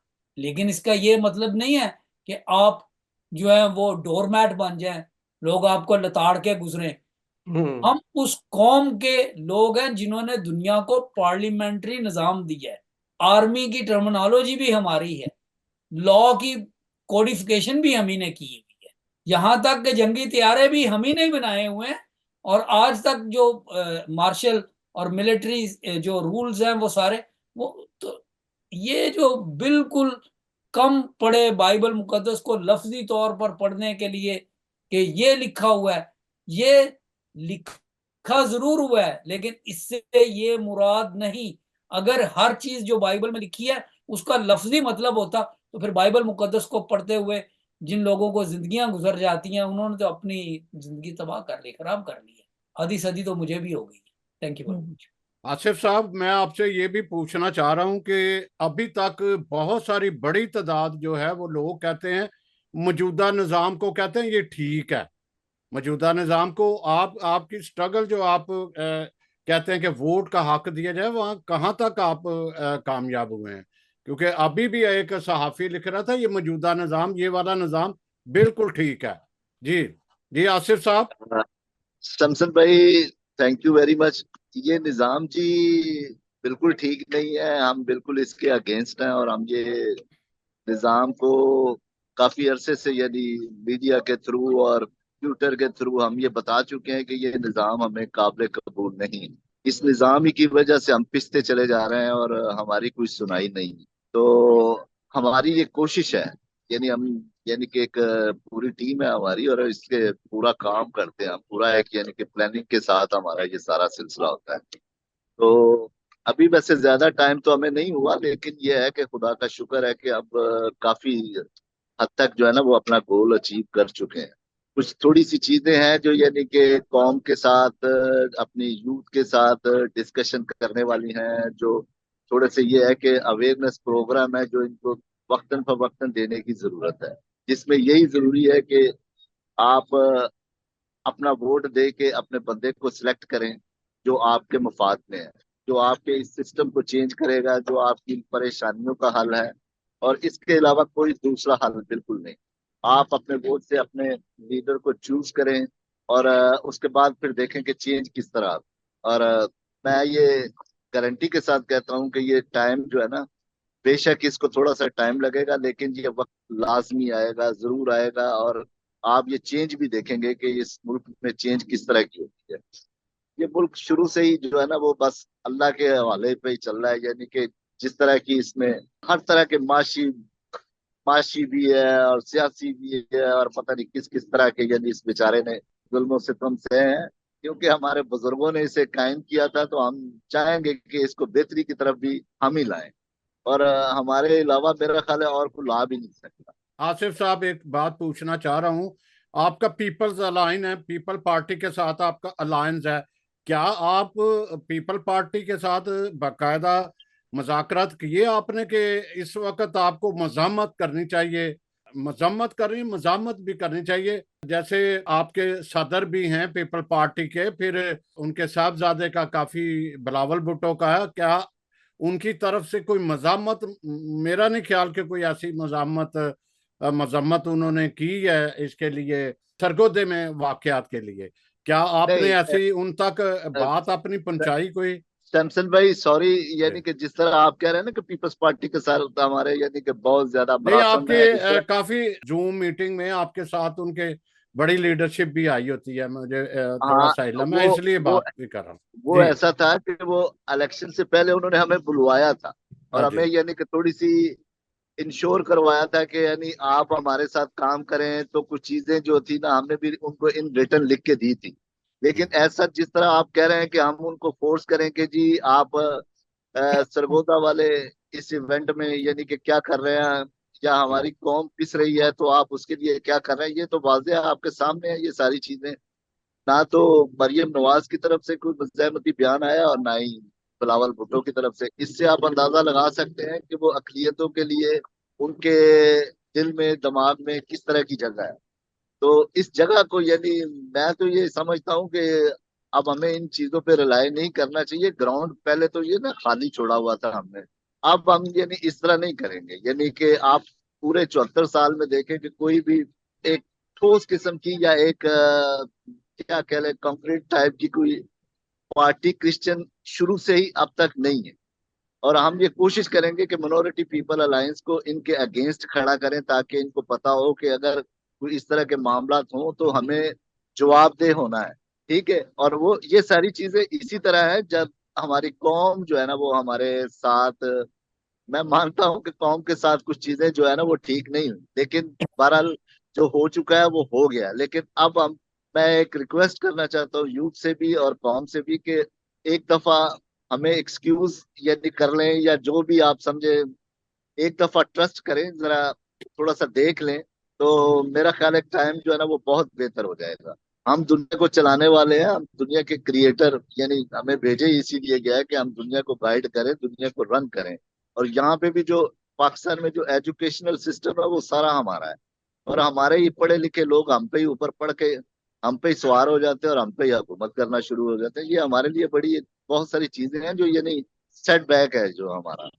तो मैं ये आप सबको यानी कि एक दफा से इंश्योर करना चाह रहा हूँ कि यानी मिनोरिटी पीपल अलायंस वो वाहिद पार्टी है जो यानी आइंदा दिनों में आपको नजर आएगी और आपको यानी कि डिफेंड करती हुई नजर आएगी। आप यानी कि थोड़े दिनों में आपको यानी कि आप देखना शुरू हो जाएंगे कि किस तरह की चेंज है। अब थोड़े दिनों पहले ट्विटर पे ना मेरी एक अमेरिकन सेनेटर है मरीसा हैमिल्टन, उससे कुछ थोड़ी सी बात हो रही थी।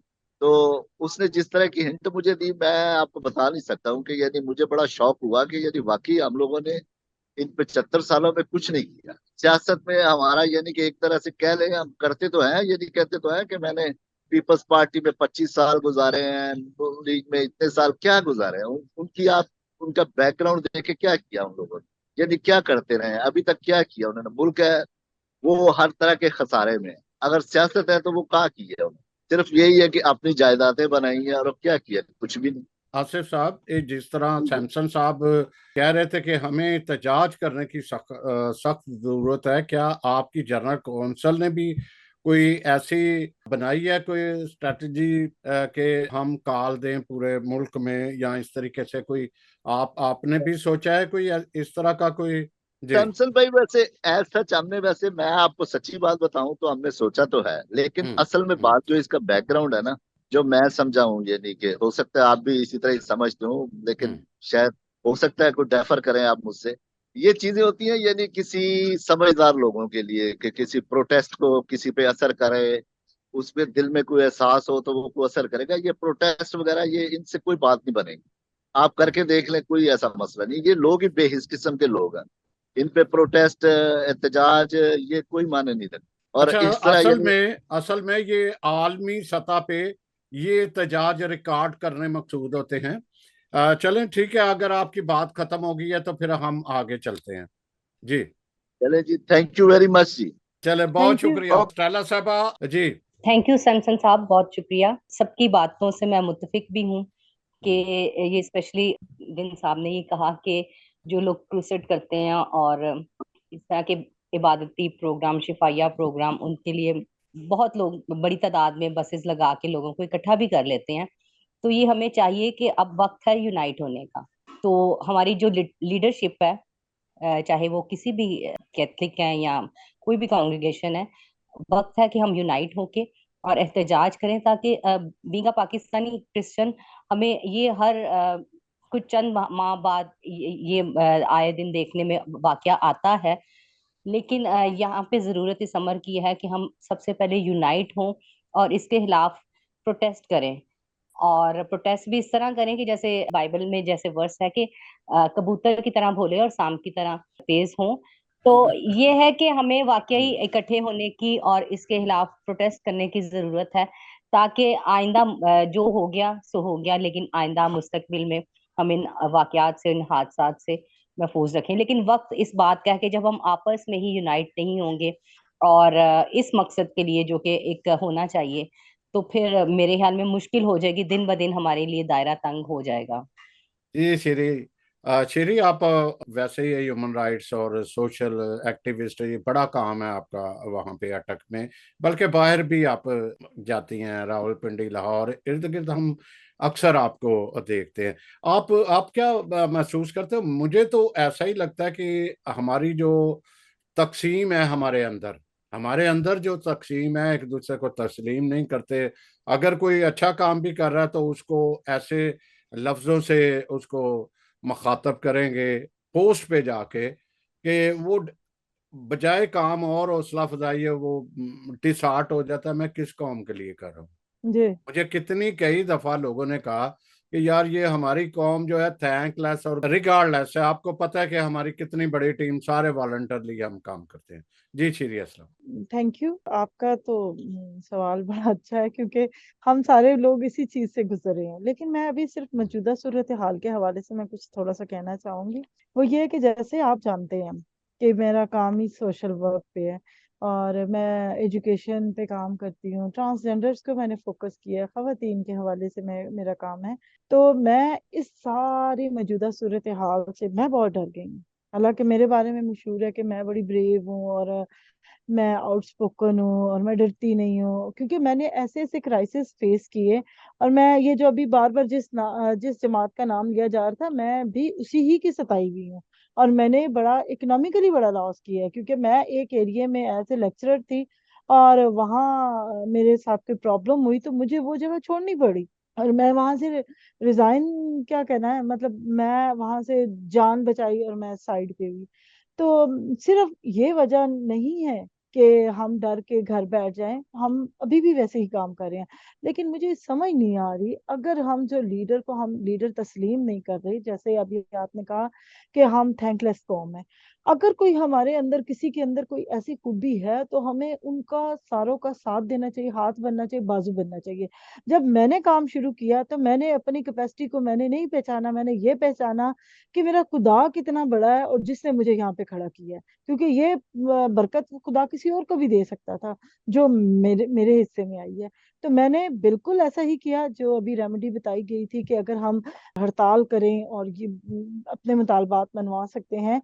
उस वक्त आज से 10 साल पहले तो हमने ऐसा ही अटक में किया कि हमने स्ट्राइक करवाई। और जितने भी हमारे क्लीनर थे, दोस्त थे, अहबाब थे, हमने उनसे कहा कि अगर ये आपने मुतालबा मनवाना है तो आपको थोड़ा सा पेन लेनी पड़े। और मैं शुक्रगुजार हूँ अटक के उन तमाम लोगों की, क्योंकि उस वक्त ऐसा हुआ था कि एक सफाई वाले पे शाउटिंग की गई, उसको मारा गया था, उसको गालियां दी गई थी। उस पे हमने कहा कि 40 बंदों का काम है, ये टोटल 20 बंदे क्रिश्चियन काम कर रहे हैं, तो बाकी किस खाते में लगे हुए हैं? वो जी उन्हें शर्म आती है काम कर। उस वक्त हमने ये स्टैंड लिया और अटक जैसे रिमोट एरिया जिसपे मतलब जो रिजिड एरिया है उस जगह पे हमने ये स्टैंड लिया और हमने यहाँ पे वो मुतालबा मनवाया। आज जितने भी मेजोरिटी के लोग हैं वो भी मतलब अगर वो इस पोजीशन के लिए आए हैं तो वो खाली सैलरी नहीं ले रहे, वो काम भी वो कर रहे हैं। और मैं समझती हूँ आज हमारे पास ये एक बहुत बड़ा हथियार है कि जो कहा गया है कि हमें स्कूल बंद करने चाहिए, 1 वीक के लिए करें। मतलब हमारा एक स्कूलों का जाल है, मतलब हमें जो 5% कोटा है वो सफाई में हमें 100% दिया गया है। तो 100% एक दिन बैठ जाए ना घर में। तो मैं समझती हूँ कोई भी चीज लेंगे तो हमें पेन लेनी पड़ेगी। कोई भी चीज अगर हमें अचीव करना पड़े तो हमें अपनी कौम को वो बराबर करवाना पड़ेगा कि हम कोई भेड़ बकरियां या गाय बैल नहीं है कि किसी भी वक्त हमारी कुर्बानी कर दी जाए, हमें काट दिया जाए, हमें मार दिया जाए। आप यकीन करें, मैं रोज सुबह उठती हूँ और मैं इतनी खौफजदा होती हूँ। सबसे पहले तो मैं अपने घर के बाहर 2-3 चक्कर लगाती हूँ कि खुदा ना खास्ता मेरा काम ऐसा है, मेरे साथ लोगों के बड़े फड्डे हो जाते हैं, जिनके हिस्से का काम होता है हो जाता है वो तो खुश होते हैं, लेकिन जिनके अगेंस्ट होता है वो तो मेरे अगेंस्ट हो जाते हैं उसी वक्त। और मुझे बड़ी थ्रेट्स भी कई दफा रहती हैं। तो मैं सबसे पहले उठ के देखती हूँ कि मेरी वजह से, मेरे काम की वजह से मेरे खानदान ना इस आग में चला जाए। आप यकीन करें, मैं इतनी खौफजदा हूँ। मतलब मैं एक वक्त तक मैं कहती थी कि मैं खौफजदा लोगों को पसंद नहीं करती, मैं बुज़दिल लोगों को पसंद नहीं करती। लेकिन आप अपने ऊपर कोई चीज बर्दाश्त कर लेते, लेकिन आप अपने घर वालों पे, बहन भाइयों पे वो चीज बर्दाश्त नहीं कर सकते। तो मैं ये समझती हूँ अगर मैं इतनी खौफजदा हूँ, मैं इतनी इनसिक्योर फील कर रही हूँ, तो हर कोई ऐसा ही फील कर रहा होगा। तो खुदारा अगर हमने ये जो ब्लास्फेमी का जो लॉ है, जो लोग मिस यूज करते हैं, ये मैं ये नहीं कहती कि सिर्फ मिनोरिटीज पे ये यूज हो रहा है, मेजोरिटी के भी लोग हैं। इस्लामाबाद में मुझे उस दिन किसी ने बताया कि 250 से भी ज्यादा केसेस जो मुस्लिम लोगों पे लगे हुए हैं इस्लामाबाद के उसमें। तो ये नहीं हम कह रहे कि ये मिस यूज सिर्फ मसीहों के लिए हो रहा है या मिनोरिटीज के लिए हो रहा है, ये मुस्लिम बहन भाइयों के लिए भी ये उतना ही मिस यूज कर रहे हैं। जिस किसी को उन्होंने किसी अड़ेके में लेना होता है तो कह देते हैं कि ये तौहीन की गई है। तो खुदारा इस तरह पाकिस्तान को बदनाम ना करे। पाकिस्तान बदनाम हो रहा है पूरी दुनिया में, हमने यहीं रहना है, हमारा जीना मरना पाकिस्तान से है, हमने कहीं से ना आए हुए हैं ना कहीं भाग के जाना है। तो इसलिए कोई ऐसा सॉलिड कंक्रीट कोई मंसूबा बनाए कि जिससे हम पहले तो पाकिस्तानियत का सबूत दें, पाकिस्तानी होने का सबूत दें, उसके बाद हम ये देखें कि क्या ये जो लोग हैं, जो एक मुट्ठी भर हैं, ये हम पे रूलिंग कर रहे हैं, या जब भी चाहे रोड बंद कर देते हैं, जब भी चाहे कुछ भी हो जाता है, तो क्या हम इनके हाथ का खिलौना बने रहेंगे? तो मेरी मजहबी लीडरशिप से, मेरी सियासी लीडरशिप से, मेरी समाजी लीडरशिप से भी रिक्वेस्ट है, क्योंकि मजहबी लीडरशिप और सियासी लीडरशिप पता नहीं इकट्ठे होते हैं कि नहीं। ये जो सोशल वर्कर हैं ये भी कभी कभी इकट्ठे नहीं होते। वो जी फलाना एनजीओ के लिए काम कर रहा है, फलाना अपने एजेंडे पे काम कर रहा है, ये सोशल वर्कर के भी यही चीजें आपस में चल रही होती हैं, वो एक दूसरे की टांग खींच रहे होते हैं। सोशल वर्कर की तो मैं तो कई दफा कहती हूँ उनकी क्या औकात है, उन्हें जमीन पे भी बिठा दो। मैं तो कई दफा देखे, मैं ऐसी ऐसी जगह पे बैठी होती हूँ जाके जहाँ पे लोग हकीर समझते हैं दूसरों को। मैं तो ऐसी ऐसी जगह पे झुग्गियों में बैठी होती हूँ, मैं ख्वाजा सराओं के अड्डों पे बैठी हूँ, मैं कहाँ कहाँ नहीं बैठी हूँ। मैं तो समझती हूँ अगर खुदा ने मुझे ये बरकत दी है तो मुझे हर जगह जाना है। तो आप अपनी अना को, अपनी ईगो को टांग दे, आप अपने आप को कहीं अपनी कौम के लिए कोई ऐसा कोने के सिरे का पत्थर बनाएं जो कि हम किसी के काम आ सके, अपनी कौम के काम आ सके, अपने मुल्क के लिए काम आ सके। Thank you so very much. मैं बड़ी ये पेन से मैं बात कर रही हूँ, और अगर किसी को मेरी बात का बुरा लगा हो तो बेशक लगी, इससे मुझे कोई फर्क नहीं बहुत पड़ता। शुक्रिया जी अजीज सर, साहब। मैं जी जी जी बिल्कुल, इसमें मैं चाहूंगा इस वक्त हमारी कम्युनिटी को एक सुनने वाले कान की और एक की देने वाली हाथ की जरूरत है। और मैं समझता हूँ बांटना ये नहीं कि आप फाइनेंशियली किसी की सपोर्ट करते हैं, आप किसी की बात सुनते हैं ये भी बांटना है, आप किसी को अप्रिशिएट करते हैं ये भी बांटना है, आप किसी के साथ खड़े होते हैं ये भी बांटना है। और मैं समझता हूँ education is such weapon which change the whole world. और अगर हम चाहते हैं हमारे घरों में हमारी सोसाइटी में चेंज आए, और वो एजुकेशन है, और हमें अपने जो रिलीजियस लीडरशिप है वो उसको इनकरेज करना चाहिए कि हमें जरूर अपने बच्चों को अपने हुकूक के लिए आप जरूर कुछ सिखाना चाहिए, बात करना चाहिए, और उनको जरूर मोटिवेट करना चाहिए कि वो अपने आने वाले मौजूदा दौर में बदलते हालात के साथ किस तरह सरवाइव करना और किस तरह रहना है, और अपने आप को हर हर हवाले से मजबूत करे। तो मैं समझता हूँ जो मेन मैंने जो सीखा, जो पढ़ा और कर रहा हूँ कि इस वक्त हमारी कम्युनिटी को बहुत ज्यादा मोटिवेशन की जरूरत है, और वो इनकरेज करे और अप्रिशिएट करे और एक दूसरे के साथ खड़े होंगे। अगर आज ये नसीर मसीह के साथ हुआ, कल मेरे साथ भी हो सकता है, किसी और के साथ भी हो सकता है, और अभी अपने यूनाइट होने की जरूरत है। और अगर ना हुए तो बहुत देर हो जाएगी, और इस वक्त प्रैक्टिकली करके दिखाने वाला जरूरत है, और मैं समझता हूँ इसकी अशद जरूरत है। थैंक यू सो मच, बहुत शुक्रिया। बहुत शुक्रिया। आपसे इजाज़त लेंगे, तमाम जितने भी हमारे साथ पैनलिस्ट थे उनका शुक्रिया अदा करते, और एक ज़रूर मैं बात कहता जाऊं कि हमारा एक मजबूत नेटवर्क है, जो हमारी कोशिश है कि उसके ज़रिए हम ज़्यादा से ज़्यादा की आवाज़ बन सकें, जिसमें हमारा NCN TV है, अंजलि मीडिया है, फिर क्रिश्चियन न्यूज़ अलर्ट है, जो आपके लिए कोशिश है कि ज्यादा से ज्यादा कवरेज, आपके कॉलम, आपकी खबरें दे सके, और हमारा मीडिया जो है वो आपके तावन का मुतमन्नी है कि आप हमारे हाथ मजबूत कीजिएगा। और टेक केयर, आप अपना भी ख्याल रखिएगा, और मुत्तहिद होकर आवाज उठाइएगा। अगर आज हम नहीं बोलेंगे तो पत्थर चला उठेंगे। बहुत शुक्रिया। खुदाए पैमान। Thank you.